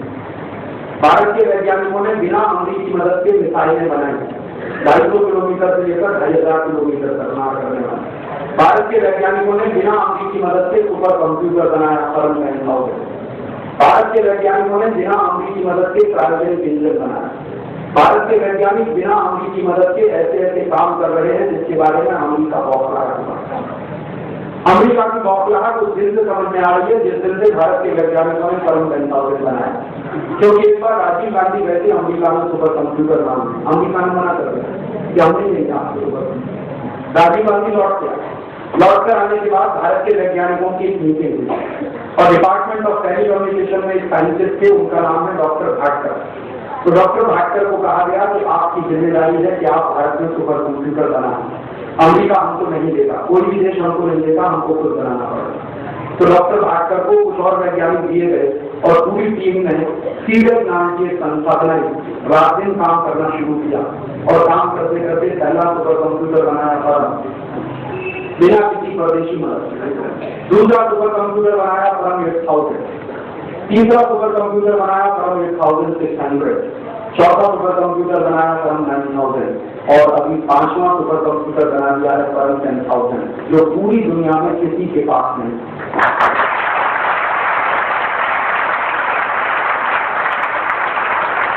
परम 10,000 नाम का सुपर कंप्यूटर पूरी दुनिया में सिर्फ हमारे पास है। इस क्वालिटी का सुपर कंप्यूटर ना अमेरिका में है ना जापान में। और मैं परम 10,000 से देख चुका हूँ काम करके। मैं पूरा एक दिन, अभी कुछ दिन पहले मैं परम 10,000 सुपर कंप्यूटर के साथ ही रहा, इस बात का अंदाजा करने के लिए कि इसके स्पीड कितने हैं, कैलकुलेशन कितने फास्ट हैं। परम 10,000 का कैलकुलेशन कितना फास्ट है, आप इससे अंदाजा लगाइए कि अमेरिका का जो बेस्ट क्वालिटी का सुपर कंप्यूटर है वो जितनी सेकेंड्स में कैलकुलेशन करता है, हमारा परम 10,000 उससे 10 गुना कम समय में कैलकुलेशन करता है। माने इस बात को ऐसे भी कहा जा सकता है कि परम 10,000 अमेरिकी सुपर कंप्यूटरों से 10 गुना ज्यादा तेजी से काम करता है। और खर्चा कितना आया? सिर्फ 167 करोड़। अमेरिका में इस लेवल का सुपर कंप्यूटर बनाने में अरबों डॉलर खर्च होता, बिलियंस ऑफ डॉलर खर्च होता। भारत के वैज्ञानिकों ने एक एक पाई बचाते हुए, कष्ट में रहते हुए, कष्ट में जीवन बिताते हुए सिर्फ 167 करोड़ रुपए में एक सुपर कंप्यूटर बना दिया, जिसके मदद से हम हिंदुस्तान की किसी भी स्तर की हवा से हवा में मार करने वाली, जमीन से हवा में मार करने वाली, पानी से हवा में मार करने वाली किसी भी मिसाइल का डिजाइन बना सकते। कोई भी बमवर्षक विमान का डिजाइन सुपर कंप्यूटर परम 10,000 से बना सकते। कुछ भी बात हमें पता करनी हो, माने आप जान लीजिए कि वो सारी दुनिया की सूचनाएं हमको दे सकता है। हमको पता करना हो कि हिंदुस्तान के किस गांव में कितना सोना है जमीन के नीचे, वो बता देगा। हमको पता करना हो कि हमारे तेल के कुएं जो है उनमें कितना तेल और बाकी है, वो बता देगा। हिंदुस्तान में कितना कोयला छुपा हुआ है जमीन के नीचे, वो बता देगा। कोई भी एक ऐसी जानकारी नहीं है जो वो हमको ना बता सके। इस क्वालिटी का सुपर कंप्यूटर हमारे पास है और अमेरिका उसी दिन से बौखलाया था। और अमेरिका की बौखलाहट क्या है? उसकी बौखलाहट ये है कि भारत के वैज्ञानिकों ने ये जो परम 10,000 सुपर कंप्यूटर बना लिया, ताकि जो आईबीएम कंपनी सुपर कंप्यूटर बना रही है उससे कई गुना ज्यादा अच्छा हमारा सुपर कंप्यूटर है, सस्ता भी बहुत है, इसलिए अमेरिका बौखला है। और अमेरिका इसलिए भी बौखलाया हुआ है कि बिना उनकी मदद के, बिना किसी विदेशी की मदद के हमें 250 किलोमीटर से मार करने वाली मिसाइल से लेकर 2,500 किलोमीटर से मार करने वाली मिसाइल बनाई। डॉक्टर एपीजे अब्दुल कलाम जैसे लोगों को सलाम है कि उन्होंने भारत में इस क्वालिटी की टेक्नोलॉजी दी है कि हम मिसाइल बनाने में बहुत वर्षों के बाद मैं मानता हूं कि एक सही आदमी को भारत रत्न मिला रखे। तो ऐसे ऐसे फालतू के लोगों को भारत रत्न जिसकी हम कल्पना नहीं है। और डॉक्टर एपीजे अब्दुल कलाम ने एक पुस्तक अभी लिखी है, उसका विमोचन हुआ। उन्होंने कहा है कि हम किसी भी देश पर निर्भर रहकर तरक्की नहीं कर पाएंगे। हमको स्वावलंबी रास्ते पर ही जाना होगा, हमको स्वदेशी के रास्ते पर ही जाना होगा। यही रास्ता। तो ये जो हमने काम किए हैं पिछले कुछ वर्षों में, इनसे अमेरिका बहुत लाया और हमने ये जो अणु परीक्षण कर लिया, इस अणु परीक्षण के बाद ये सिद्ध हो गया है कि भारत 400-500 अणु बम बना सकता है। ये बातें अमेरिका को मालूम है, दूसरे देशों को भी मालूम है। तो अमेरिका इस बात से भी बौखलाया हुआ है कि भारत ने कभी अणु बम बना लिया और वो अणु बम किसी तरह से इराक पहुंच गया, सद्दाम हुसैन के हाथ में आ गया, तो अमेरिका की तो ऐसी स्थिति हो गई। और सद्दाम हुसैन कई बार ये बात बोल चुका कि मुझको अगर एक एटम बम मिल जाए तो न्यूयॉर्क से जाए।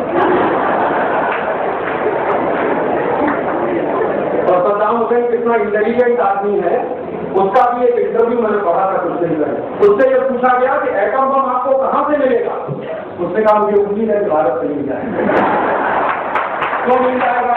तो उसने कहा कि भारत के साथ मेरे रिश्ते बहुत अच्छे हैं। क्यों? पिछले 50 साल से हमको तेल दे रहा है, बहुत सस्ते दाम पर, सबसे सस्ता पेट्रोल हमको इराक से मिलता, सबसे सस्ता डीजल हमको इराक से मिलता, सबसे सस्ते पेट्रोलियम प्रोडक्ट हमको इराक से मिलते। जब से इराक पर पाबंदी लगी है तब से तेल आना बंद है वहां से, नहीं तो हमेशा इराक से हमारे रिश्ते बहुत अच्छे हैं। और इराक की जो सभ्यता रही है, मेसोपोटामियन कल्चर कहते हैं, हमारी भारतीय संस्कृति के करीब करीब 7-8 विकसित है। तो हमारे तो बहुत पुराने रिश्ते हैं इराक, आज के नहीं, 5000 साल पुराने रिश्ते। हमारा व्यापार तो उनसे बहुत पहले से चलता है। तो इसलिए वो कहता है कि मुझे मिल जाए, तो फिर क्या करेगा? तो उसने कहा कि मैं गिराऊंगा दूंगा। तो रिपोर्टर ने पूछा, मान लो नहीं गिरा पाए तो? अमेरिकी सैनिकों ने पता कर लिया, पहले से उनकी एजेंसियों ने पता कर लिया, उनके CIA के एजेंटों ने पता कर लिया, तो आप क्या करेंगे? तो उसने कहा फिर मैं ऐसा करूंगा कि उसी एटम बम को ले जाकर गिरा दूंगा नॉर्थ पोल। नॉर्थ पोल एक ऐसी जगह है जहाँ बर्फ की बर्फ है, वहां कोई आदमी नहीं है, बर्फ के पहाड़, बड़े बड़े बर्फ के पहाड़। तो एक एटम बम अगर उसने नॉर्थ पोल पे गिरा है तो नॉर्थ पोल की बर्फ पिघलना शुरू हो जाएगी, और अगर नॉर्थ पोल की सब बर्फ पिघल गई तो अमेरिका पानी में ही डूब जाएगा।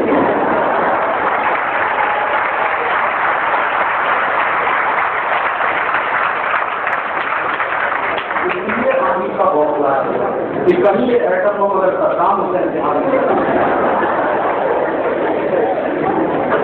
तो अमेरिका की हालत बहुत खराब हो गई। और इस बौखलाहट में अमेरिका ये सब कर रहा है।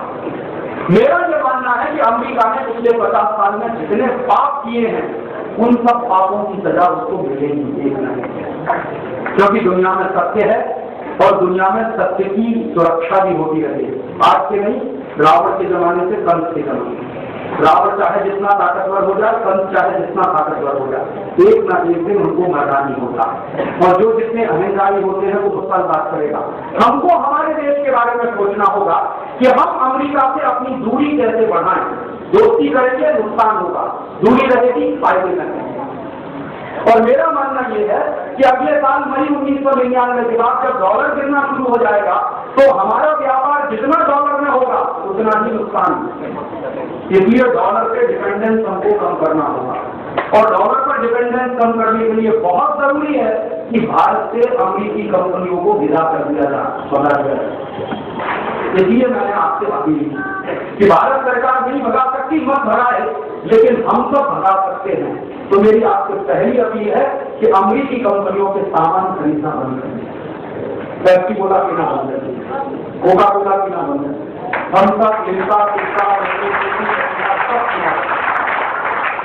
और ये सब इसलिए भी पीना बंद करिए, Pepsi Coca Thums Up Limca की ये पीने लायक नहीं। एक तो अमेरिकी सामान है, दूसरा इसका मुनाफा अमेरिका जाता है। कितना जाता? पेप्सी की बोतल 70 पैसे की बनती है, 10 रुपए की बिकती, 1300 टका मुनाफा अमेरिकी कंपनी, 1300 टका मुनाफा कमाती है अमेरिकी कंपनी। ऐसी कोका कोला की बोतल 72 पैसे में बनती, 10 रुपए की बिकती। और कोका कोला का जो टिन का पैक है 18 रुपए में मिलता है, 200 मिलीलीटर टिन पैक में जो कोका कोला, इसका माने लगभग 100 रुपए में 1 किलो, लगभग 100 रुपए में। तो 100 रुपए में 1 किलो कोका कोला दिया, 100 रुपए में 1 किलो गाय का दूध मिलता, ₹47 में 1 लीटर पेट्रोल मिलता, ₹100 में 1 लीटर कोका कोला मिलता। पेट्रोल से महंगा कोका कोला, गाय के दूध से महंगा कोका। तो क्यों किया हमसे? पागल नहीं देखो। इसलिए कोका कोला पीना बंद करिए, Pepsi, Thums Up, Limca, Citra, Mirinda, ये सब पीना बंद करिए। लस्सी, कोला की और कोका कोला की बोतलों को समुद्र में फेंकवा दिया। क्यों? ब्रिटेन के डॉक्टरों का कहना है कि पेप्सी और कोक पीने से कैंसर होता है और किडनी फेल हो जाती है। तो आप क्या करें? क्योंकि अगर हम पेप्सी कोला पीते रहेंगे, कोका कोला पीते रहेंगे, तो पैसा यहाँ से हम कर जाता है। और 70 पैसे का पानी हम 10 रुपए में पिएंगे तो कितना पैसा मिल जाएगा, आप उसका अंदाजा तो लगाएंगे। इसलिए कल से कोई भी पेप्सी नहीं पिएगा, जो भी सभा में यहाँ बैठे हैं। ये Pepsi, Coca Cola, Thums Up, Limca, कि हमारे देश के 2 लाख गांवों में पीने का पानी नहीं, करोड़ों लोगों को पीने का पानी नहीं मिलता। जिस देश के करोड़ों लोगों को पीने का पानी नहीं मिलता, उस देश में अगर कोई पेप्सी और कोका कोला पीते हुए मैं देखता हूँ तो मेरा खून जलता। तो मुझे लगता है कि सबसे बड़ा राष्ट्रद्रोही है जो पेप्सी और कोक। एक तो अपना पैसा देश के बाहर भेज रहा है, इस देश के लाखों करोड़ों लोगों को पीने का पानी नहीं मिल रहा, देश का पैसा तो जा रहा है, खुद भी बर्बाद हो रहा है। इसलिए आप पिएंगे नहीं और किसी को पिलाएंगे नहीं। और अगले 3 महीने के बाद मुझे ये खबर मिलनी चाहिए कि कुसत गांव में पेप्सी और कोका कोला की सब दुकानें बंद हो चुकी हैं।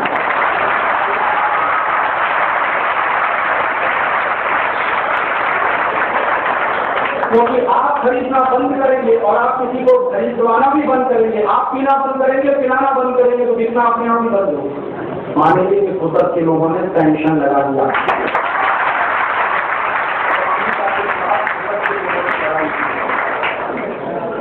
ऐसे ही मेरा दूसरा निवेदन है, बहुत लोग ऐसा बोलेंगे कि क्या पिए तो राजी भाई, नारियल का पानी, संतरे का रस, मौसमी का रस, नींबू का शरबत, दही की लस्सी, दही की साग, दही की छाछ, गाय का दूध, कुछ नहीं मिले तो माटे का पानी तो है, तो माटे का पानी पिएंगे, लेकिन पेप्सी नहीं, कोक नहीं, थम्स अप नहीं, लिम्का नहीं। और ऐसे ही एक और अमेरिकी कंपनी खरीदना हर व्यक्ति बंद करेगा। किसी के घर में भी कॉलगेट नहीं आना चाहिए और इसकी डेड टाइम भी 3 महीने रखें। 3 महीने के बाद कॉलगेट की बिक्री उतरने खत्म हो जानी चाहिए। कोई कॉलगेट नहीं खरीदेगा। और कॉलगेट के अलावा आप पूछेंगे क्या क्लोजअप खरीदे, वो भी नहीं खरीदेंगे। कॉलगेट, क्लोजअप, सिबाका, फॉरहन, पेप्सोडेंट, ये सब खरीदना बंद। एक ही पेस्ट खरीदने लायक नहीं। कॉलगेट तो अमेरिकी कंपनी है, पेप्सोडेंट, क्लोजअप, सिबाका, फॉरहन ये सब की कंपनी, और यूरोप भी आज हमारी मदद नहीं कर रहा। अमेरिका ने जिस तरह से सैंक्शन लगाए थे, यूरोप ने अपने हमें हाथ मिलाए, इसलिए यूरोप से कोई दोस्ती नहीं। और यही यूरोप है जो 200-250 साल हमको लूटता रहा। यही 10 कंपनियां थी जो हमको लूटती रही, फ्रांसीसी कंपनियां थी जिन्होंने लूटा, अंग्रेजी कंपनियां थी जिन्होंने लूटा। इसलिए यूरोप भी भारत का कभी दोस्त नहीं रह सकता, इसलिए यूरोपियन कंपनियों का माल भी नहीं खरीदे। तो पेप्सी, कोका, थम्स अप के साथ साथ कॉलगेट, क्लोजअप, सिबाका, फॉरहन, पेप्सोडेंट सब खरीदना बंद। तो आप मुझे क्या लिम्बा की गाड़ी, नीम का दातुन घर घर में आए, नीम का दातुन करें, बबूल का दातुन करें, नीम का दातुन, बबूल का दातुन करें, और उसके साथ साथ हर व्यक्ति एक नीम का झाड़ लगाए, क्योंकि नीम का दातुन जिनको चाहिए वो एक नीम का झाड़ भी लगाए। हिंदुस्तान में 98 करोड़ लोग हैं, हर व्यक्ति अगर एक नीम का झाड़ लगाए हर साल तो 98 करोड़ नीम के झाड़ लगेंगे और नीम का दातुन हर व्यक्ति को मुफ्त में उपलब्ध हो सकेगा। तो नीम का दातुन करेंगे। और इसके फायदे क्या है? अगर सारे जिले में लोग पेस्ट खरीदना बंद करें और 50 पैसे में एक ट्राली भी खरीदे तो किसी गरीब आदमी को रोजगार मिलेगा। नीम का दातुन बेचिए, हमारा अमेरिका जाने से बच जाएगा। तो ये कॉलगेट, क्लोजअप, सिबाका, फॉरहन, पेप्सोडेंट खरीदना बंद। और नीम का दातुन इसलिए भी करें कि क्वालिटी में बहुत अच्छा, ऑक्सीजन बहुत निकलता नीम के जरूरत। और दूसरा, नीम का पेड़ 300 तरह के कीटाणुओं को मार, तो लगातार आपके मुंह में जो कीटाणु बना है उससे सुरक्षा करेगा आपकी नीम का दातुन। माने लगातार सुरक्षा चक्र नीम का दातुन, और लगातार कीटाणुओं से लड़ने का काम भी नीम का दातुन करेगा। जो लोग दातुन नहीं कर सकते वो दंत मंजन है, लाल दंत मंजन है, काला दंत मंजन है, रीको वजन की है, या कोई दंत मंजन अपने घर में नहीं बना लीजिए। त्रिफला खरीद लाइए बाजार में त्रिफला चूर्ण मिलता है और त्रिफला चूर्ण में थोड़ा मीठ मिलाइए, नमक मिलाइए, दंत मंजन बनता है। दंत मंजन से दांत साफ करें। दो फायदे हैं, एक तो उंगली का इस्तेमाल आप करेंगे और उंगली का इस्तेमाल जब करेंगे तो उंगली में एक मेरिडियन पॉइंट है, दाहिने हाथ की पहली उंगली। एक्यूप्रेशर का विज्ञान बताता है दाहिने हाथ की पहली उंगली में मेरिडियन पॉइंट है और ये मेरिडियन पॉइंट है लार्ज इंटेस्टाइन का, बड़ी आंत। तो जितनी उंगली से दांत साफ करते हैं उतनी देर ये पॉइंट क्रैक होता है और आपकी बड़ी आंत की मालिश होती है। तो ये दांत साफ करिए हमेशा अपने। ब्रश करना बंद करें क्योंकि ब्रश करने लायक है। जो ब्रश आप अपने मुंह में रगड़ते हैं उस ब्रश को कल यहाँ करिए, फिर परसों भी करिए, फिर तीसरे दिन करिए, फिर चौथे दिन करिए, फिर 5वें दिन करिए, तो 6वें दिन यहाँ से खून निकले। सिर्फ 6 दिन में टूथब्रश हाथ पर से खून निकाल देता। उसी टूथब्रश को आप सालों साल मुंह में क्यों करना? लोगों के मसूड़े बहुत सॉफ्ट होते हैं, हमारे गम्स बहुत सॉफ्ट हैं, इसलिए सॉफ्ट गम्स वाले किसी भी आदमी को ब्रश नहीं करना चाहिए। जिन देशों में सर्दी पड़ती है, अमेरिका, कनाडा, जर्मनी, फ्रांस जैसे देशों में, वहां ब्रश कर सकते हैं क्योंकि वहां के गम्स बहुत हार्ड होते हैं, इसलिए ब्रश करना बंद करें। और पेट पर ब्रश बंद करें। नीम का दातुन, महुल का दातुन या विकोबजदंती, लाल दंत मंजन, काला दंत मंजन, ढेर तरह के दंत मंजन है, आप अपने घर में भी बना। ऐसे ही एक और अमरीकी कंपनी का सामान कभी नहीं खरीदेंगे, जॉनसन एंड जॉनसन, उसका साबुन देता, प्रॉक्टर एंड गैम्बल उसका साबुन देता, ये भी अमरीकी कंपनी।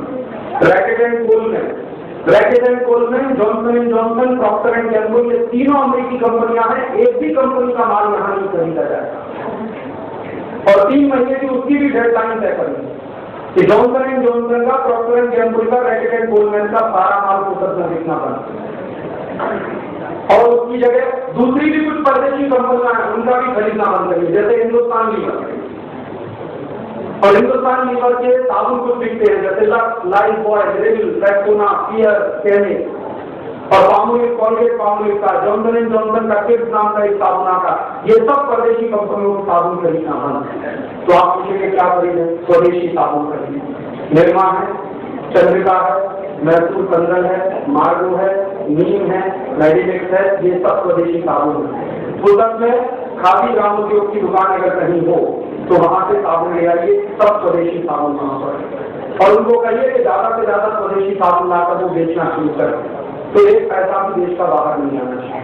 और आप चाहें तो साबुन से भी अच्छा तरीका है नहाने के लिए, चने का आटा, दूध की मलाई, हर एक के घर में मौजूद है, और चने के आटे में दूध की मलाई मिला के उससे नहाएंगे। दूसरा तरीका है मुल्तानी मिट्टी, हर गाँव में मिलता बनेगा, उसमें कच्चा दूध मिलाइए, फिर उससे लगाइए, सब बेस्ट क्वालिटी है। और साबुन कम से कम लगाइए क्योंकि साबुन लगाने के लिए नहीं है। ये साबुन जो आप रगड़ते हैं अपने शरीर पर, इसमें कास्टिक सोडा और कास्टिक सोडा का बनाया हुआ कोई भी साबुन जब आप शरीर पर लगाते हैं तो रफनेस आ जाती है। साबुन से नहाइए, 10 मिनट के बाद साबुन से लाइन खींचिए, सफेद रंग की लाइन खींचिए। इसलिए कोई भी साबुन मत लगाइए। जाड़े के दिनों में साबुन से नहाइए, चेहरा पर सफेद होता है, इसलिए साबुन से मत नहाइए, चने के आटे से नहाइए, दूध की मलाई से नहाइए, मुल्तानी मिट्टी से नहाइए, और हमारे मसूर की दाल का आटा है उससे नहाइए। ये सब नहाने के बेस्ट क्वालिटी प्रिपरेशन है। भाइयों से मेरा निवेदन है कि कभी भी पामोलिव की शॉप में कौन सी शेविंग क्रीम खरीदे, मेरा सुझाव माने तो बिना शेविंग क्रीम के भी शेव बनती है और आप बना सकते हैं। कैसे बनती है? जब शेविंग क्रीम नहीं होती थी तो कैसे शेव बनाते थे? अपने चेहरे को भिगा, फिर कच्चा दूध लेकर अपने हाथ में 4-5 बूंद कच्चा दूध अपने चेहरे पर लगा, उसके बाद रेजर चलाना, एकदम चिकनी दाढ़ी बहुत स्मूथ शेप बन। और 3 फायदे होंगे आपको। सबसे पहला फायदा, ब्लेड आपका 2 गुना चलेगा। अगर आप कच्चा दूध लगा के शेप बना रहे हैं तो 2 गुना ब्लेड चलेगा। दूसरा फायदा, कच्चा दूध लगाकर आप शेप बना रहे हैं तो आपको आफ्टर शेप लोशन लगाने की जरूरत ही नहीं। और तीसरा बड़ा फायदा, कच्चा दूध लगाकर शेप बना रहे हैं तो कच्चा दूध चेहरे की सफाई करता है। कच्चा दूध बहुत अच्छा क्लीनिंग एजेंट है, तो रोज अगर आप चेहरे पे लगाएंगे आपके चेहरे की सफाई होगी, चेहरे की सफाई होगी, चेहरे में चमक आ जाएगी और बिना पैसे में स्मार्ट हो जाएंगे आप। मेरा बात क्या है, पामोलिव बिकना बंद, ओल्ड स्पाइस बिकना बंद। कोई भी शेविंग क्रीम परदेशी कंपनी की नहीं। ऐसे ही आपसे निवेदन है कि इनके साबुन शेविंग क्रीम खरीदना बंद करें, इनके पाउडर की खरीदा बंद करें। प्रॉक्टर एंड गैम्बल का एरियल आता है वो खरीदना बंद करें। हिंदुस्तान लीवर का सर्फ आता है, रिन आता है, जील आता है, वो खरीदना बंद करें। इन सब परदेशी कंपनियों के कपड़ा धोने के साबुन भी ना खरीदें। खादी ग्रामोद्योग की दुकानों पर कपड़ा धोने का साबुन भी मिलता है। आप चाहे तो निर्मा ले सकते हैं, हीकोली ले सकते हैं, टी ले सकते हैं, सेना ले सकते हैं, ये सब स्वदेशी है, उनका इस्तेमाल करें। इसी तरह से बाटा का जूता ना पहने, डीएसपी, एडिडास ये सब ना पहने। एडिडास तो अमेरिकी कंपनी है, बाटा तो कनाडा कंपनी है, इनका पैसा देश के बाहर जाएगा। और ये जूता अगर आप पहनना बंद करेंगे तो कौन सा जूता पहने? आपके गांव का मोदी जो जूता बनाता उसको पहने, आपके गांव का मोदी जो चप्पल बनाता उसको पहने। तो क्या होगा? आपका पैसा आपके गांव के गरीब भाई के पास जाएगा। और मैंने एक दिन हिसाब लगाया, पूरा कैलकुलेशन किया कि पूरे देश के लोग बाटा, एडिडास, प्यूमा, बटरफ्लाई ये सब परदेशी कंपनियों के जूते खरीदना बंद कर दें और हर व्यक्ति गांव के मोदी से ही जूता पहने तो 60 लाख लोगों को रोजगार मिलता है गीता देश में। तो ये रोजगार देने का काम हम करते हैं। ऐसे ही आपसे एक और निवेदन है कि आपके घर में ऐसे ढेर सारे दूसरे सामान आते हैं, उनको भी खरीदना। लोगों ने एक यादी छापी, एक पैम्फलेट छापा, शायद आप सबको मिला होगा, नहीं मिला होगा तो लेके जाइएगा। और यहाँ से साथियों को मैं अपील करूंगा कि वो हर एक के घर में वो यादी पहुंचा। सबसे बड़ा पुण्य का काम इस तरह देश में यही हो सकता है कि आप अपने अपने नाम से कोई 1000 यादी छापे, कोई 10,000 छापे, एक एक घर में पहुंचा। स्वदेशी क्या, परदेशी क्या, हर व्यक्ति को ये माहिती होनी ही चाहिए, हर व्यक्ति को ये जानकारी होनी चाहिए। तो यादी मिल जाएगी, टेम्पलेट मिल जाएगा और वो पुस्तिका लेकर जाए। ऐसे कुछ पुस्तकें भी हैं यहाँ के साथियों के पास, वो पुस्तकें भी आप ले सकते हैं। कभी भी कोई ये ना कहे कि हमको पता नहीं है विदेशी सामान क्या है, स्वदेशी क्या। गलती से भी घर में विदेशी सामान ना आए। इसी तरह से आपसे एक और निवेदन है कि आप लोग बन सके उतना खादी पहने, ये जीन्स पहनना बंद करें और जीन्स का कोई भी कपड़ा ना, ये सबसे फालतू का कपड़ा है। दुनिया में सबसे इडियोटिक कपड़ा है जीन्स। और आजकल के नौजवानों में बड़ा फैशन आ गया है जीन्स पहनने, और ऐसे बेवकूफ हो गए हैं आजकल के लड़के लड़कियां। एक दिन मैं मुंबई नाम के शहर में गया, एक कॉलेज में मेरा जाहिर जाता है। कॉलेज में मैं गया तो सब लड़के लड़कियां जीन्स पहनकर आए और एकदम स्किन टाइट जीन्स पहने। तो मैंने पूछा एक लड़के को, सब लोग तो मुझे लगा कहने लगे राजीव भाई यहाँ तो चॉकलेट डे भी होता है, यहाँ तो रोज डे भी होता है, यहाँ तो वैलेंटाइन डे भी होता है। हम मनाते थे रक्षाबंधन, हम मनाते थे दिवाली, हम मनाते थे होली, दशहरा, अब मनाते हैं जीन्स, अब चॉकलेट। कैसा सत्यानाश हुआ था। और जब मेरा व्याख्यान शुरू हुआ तो सारे लड़के लड़कियां हॉल में आ गए। मैं उन सबको कहा बैठ जाओ,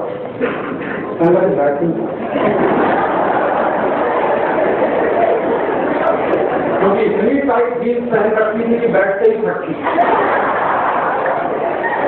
मैंने एक लड़के को कहा कि भाई तकलीफ क्या है जिसको, उसने कहा मुश्किल से राजी भाई ये मेरे चढ़ रही है। मैंने कहा कैसे चढ़ाते? तो उसने कहा जमीन पर लेटना पड़ता है। भाई तू पागल है, इडियट है कि स्मार्ट? चढ़ाने में तकलीफ होती है, उतारने में उससे ज्यादा तकलीफ है। तो खुद ही कह रहा था कि जब उतारते हैं तो पता नहीं अंदर का क्या क्या होता है।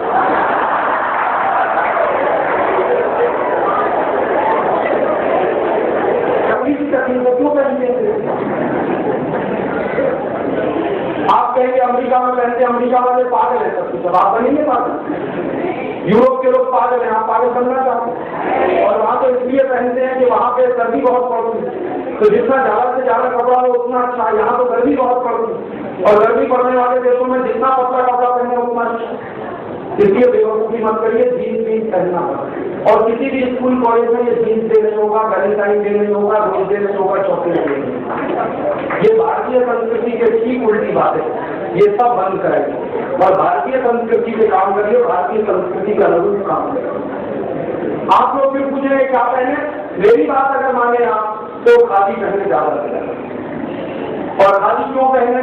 एक बार लोकसभा में एक सवाल पूछवाया था मैंने एक एमपी के माध्यम से। एमपी से मैंने ये कहा, मेरा एक दोस्त है, मैंने कहा कि सरकार से पूछो 1 साल में कितनी खादी बिकती है पूरे देश। तो सरकार के मंत्री ने जवाब दिया 1%। कहा कि सिर्फ 1% खादी के बिकने से भी भारत के 15 लाख गरीबों को रोजगार मिलता है। तो मैंने एक दिन सोचा कैलकुलेशन करके देखा जाए, कि अगर 1% खादी बिकती है, 1% खादी बिकती है तो 15 लाख लोगों को रोजगार मिलता। अगर 100% खादी बिके तो, 100% खादी बिके तो 1500 लाख गरीबों को रोजगार मिलेगा, माने 15 करोड़ गरीबों को रोजगार मिलेगा। और 15 करोड़ गरीबों को अगर रोजगार मिलता है, कोई गरीबी दूर करनी है तो खादी करेंगे। और खादी में आप क्या क्या कर सकते हैं? साल में आप कुछ जोड़ी कपड़े खादी के पहने, कुर्ते पजामे के रूप में। कुछ कपड़े ऐसे भी हैं जैसे टॉवल खादी का ले लीजिए, रुमाल से खादी के ले लीजिए, पर्दे बनाने में आपको खादी के ले लीजिए, सोफा सेट का कवर बनाना खादी का ले लीजिए, बेडशीट चाहिए आपको खादी का ले लीजिए, ओढ़ने के लिए चाहिए तो खादी का ले लीजिए। माने जितना ज्यादा से ज्यादा खादी की बिक्री बढ़े उतना ही हिंदुस्तान के लोगों को रोजगार बढ़े। और दूसरी दिन से मैंने खादी पहनना शुरू किया, तो मैं आपको भी निवेदन करता हूँ कि आप भी ज्यादा से ज्यादा खादी पहने। हम ही हमारे देश के लोगों का बनाया हुआ कपड़ा नहीं पहनेंगे तो कोई परदेशी नहीं पहनेगा। और खादी उसके कपास से ही खादी का कपड़ा बनता है, और खादी का कपड़ा ज्यादा से ज्यादा बिकेगा तो कपास की बिक्री ज्यादा से ज्यादा बढ़ेगी तो किसानों को भी दाम मिलेगा। तो भारत के किसान का भला होगा, भारत के मजदूरों का भला होगा, इस देश के गरीबों को रोजगार मिलेगा। और एक आपसे और निवेदन है कि हम लोग ये जो परदेशी कंपनियों का बहिष्कार कर रहे हैं, अमेरिकी कंपनियों का पूरी ताकत से बहिष्कार कर रहे हैं, जिसके साथ साथ एक काम और करिए, अमेरिकी बैंकों का बहिष्कार करिए। मेरा निवेदन यह है, वैसे तो शायद मुझे उम्मीद नहीं, लेकिन फिर भी मैं आपसे ये कहना चाहता हूँ जानकारी के लिए, ध्यान रखने के लिए, कि आपके किसी दोस्त का या आपका सिटी बैंक में कोई खाता हो तो उसको तत्काल बंद करें। हमें सिटी बैंक में अपना कोई खाता नहीं रखना। स्टेट बैंक ऑफ इंडिया में रखिए, भारत के तमाम नेशनल बैंक हैं, जो हमारे राष्ट्रीय बैंक हैं या हमारे कोऑपरेटिव बैंक हैं, उनमें अपने बैंक अकाउंट खोलिए, ना कि सिटी बैंक में, अमेरिकन एक्सप्रेस में, एनजीए खोलिए। आपका कोई रिश्तेदार बंबई में रहता है, दिल्ली में रहता है, पुणे में रहता है, बड़े शहरों में रहता है, वहां पर सिटी बैंक की ब्रांचेज हैं, अमेरिकी बैंकों की ब्रांचेज हैं, उनके पास अगर सिटी बैंक का कार्ड है, उनका अकाउंट अगर सिटी बैंक में है, तो उनको आप लगातार इस बात के लिए प्रमोट करिए, उनको लगातार इस बात। और इसी तरह से एक काम और करें कि अगर हम अमेरिकी कंपनियों का बहिष्कार करते हैं, सामान खरीदना बंद करते हैं, अमेरिकी बैंकों का बहिष्कार करते हैं, हर साल हजारों करोड़ रुपया इस देश का बचता है। इसी तरह से एक काम और करिए, अमेरिकी टीवी चैनलों का भी बहिष्कार करें। जो सबसे खतरनाक अमेरिकी टीवी चैनल है उसका नाम है स्टार टीवी, और जो दूसरा सबसे खतरनाक अमेरिकी टीवी चैनल है उसका नाम है ESPN। तो ये स्टार टीवी, ESPN का पूरी ताकत से बहिष्कार करें। और आपको मालूम है, जब आप स्टार टीवी देख रहे होते हैं या स्टार का कोई चैनल देख रहे होते हैं, ESPN देख रहे होते हैं, तो एक साल में भारत के लोगों के खून बचने की कमाई का 250 करोड़ रुपया अमेरिका चला रहा है, क्योंकि स्टार टीवी पे चैनल है, ESPN भी पे चैनल। आपको ऐसा लगता होगा कि मुफ्त में दिखाते, कोई मुफ्त में नहीं दिखा, सब पैसा यहाँ से अमेरिका जाए।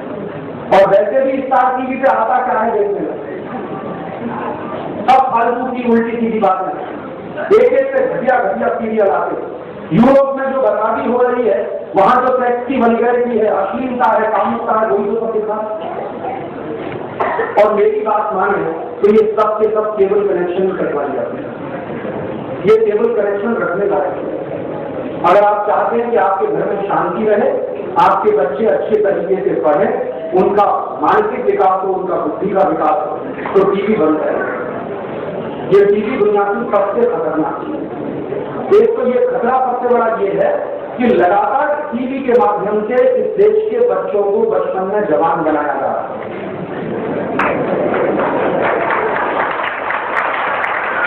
और इस बात की गंभीरता का आपको एहसास तब होगा जब आपके घर में कोई दुर्घटना हो जाएगी, आपकी बेटी के साथ या आपके बेटे के साथ।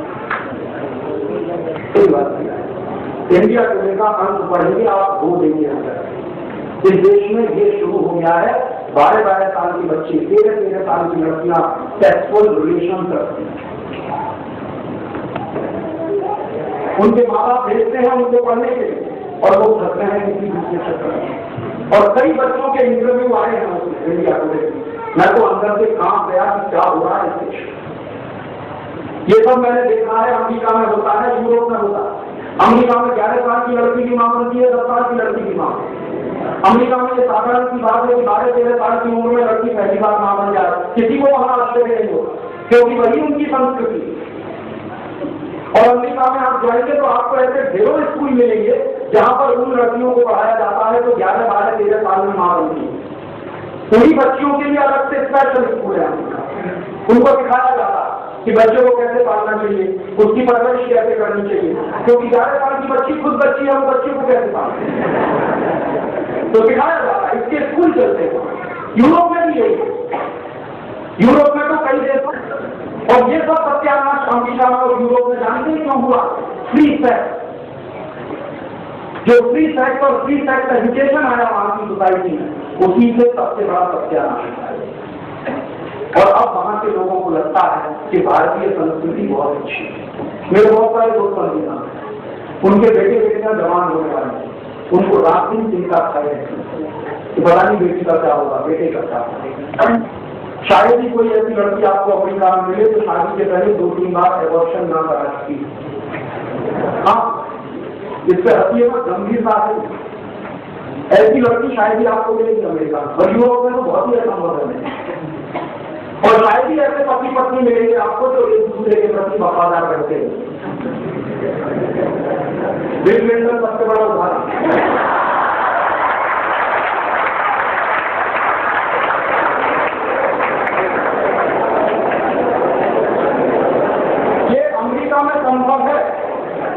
कि बिल क्लिंटन इतना बड़ा तमाशा करे फिर भी बीवी उसकी तलाक न दे उसको, ये अमेरिका में चल सकता, भारत में नहीं चलना।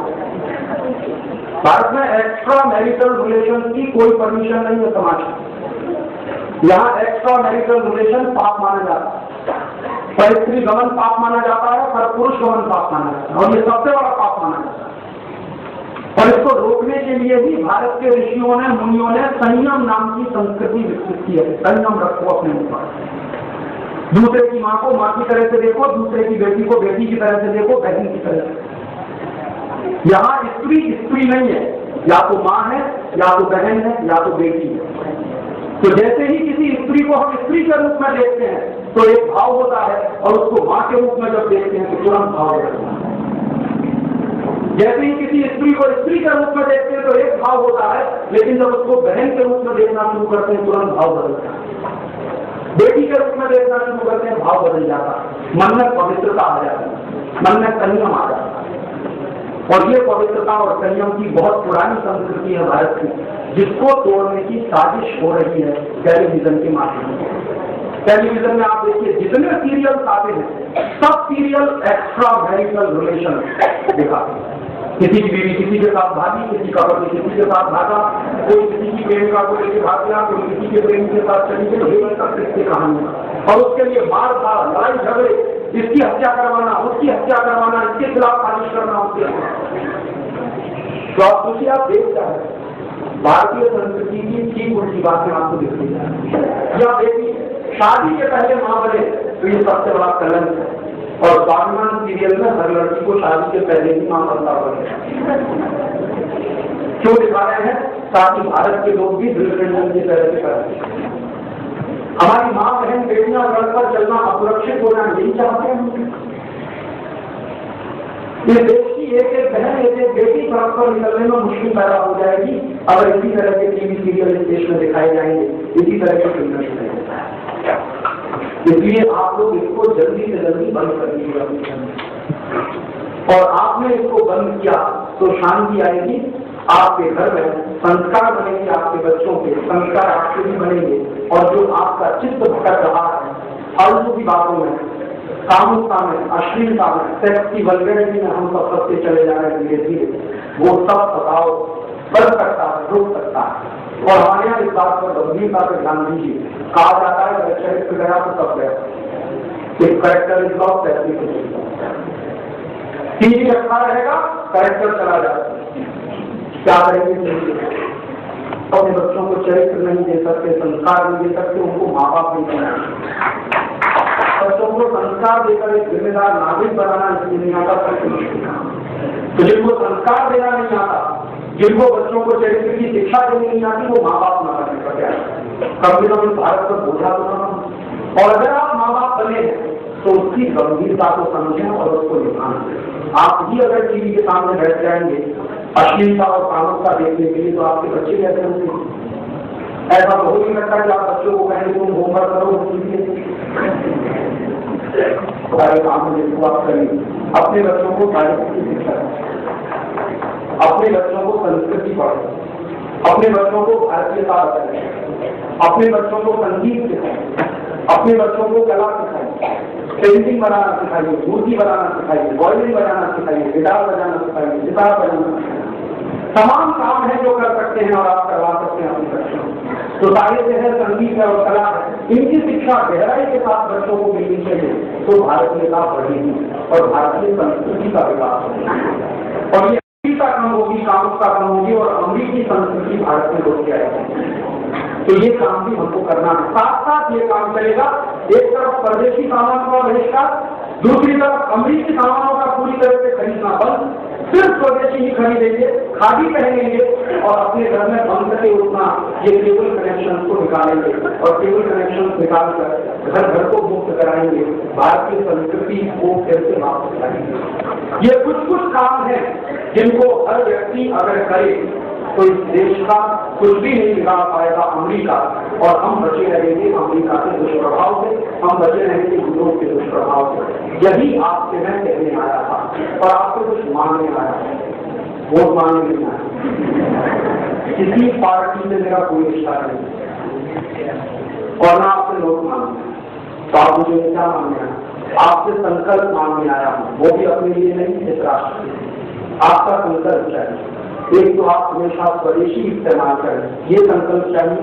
अमरीकी सामानों का बहिष्कार करें, ये संकल्प चाहिए। और आपके घर में परदेशी टीवी चैनल बंद हो जाए, इसका संकल्प चाहिए। और ये संकल्प अगर आप मुझे देंगे तो मुझे लगेगा कि इस देश में क्रांति हो सकती है। क्रांति आपके घर से होगी। क्रांति पहले अंदर होती है, बाहर बाहर होती है। और अगर ये काम शुरू हो जाए गाँव गाँव गली गली इस देश में, तो वैचारिक क्रांति अपने आप शुरू हो जाएगी। और भारत में दुनिया के हर देश का एक उदाहरण है कि हर देश में पहले वैचारिक क्रांति होती है, उसके बाद फिर क्रांति होती है। तो भारत में भी पहले वैचारिक क्रांति करनी है और इसी क्रांति के लिए हम लोग ये आजादी बचाओ आंदोलन चला रहे हैं। तो आपको मैं निवेदन करने आना कि आजादी बचाओ आंदोलन के लिए संकल्प दें कि आपके घर में स्वदेशी आएगा, परदेशी का बहिष्कार, अमरीकी सामानों का बहिष्कार और अमरीकी टीवी चैनल, परदेशी टीवी चैनलों का बहिष्कार। और जो लोग संकल्प ले सकें वो कृपया अपने स्थान पर खड़े हो जाएं। मैं एक एक शब्द दोहराऊंगा, आप मेरे पीछे कहेंगे, मैं एक एक वाक्य कहूंगा, आप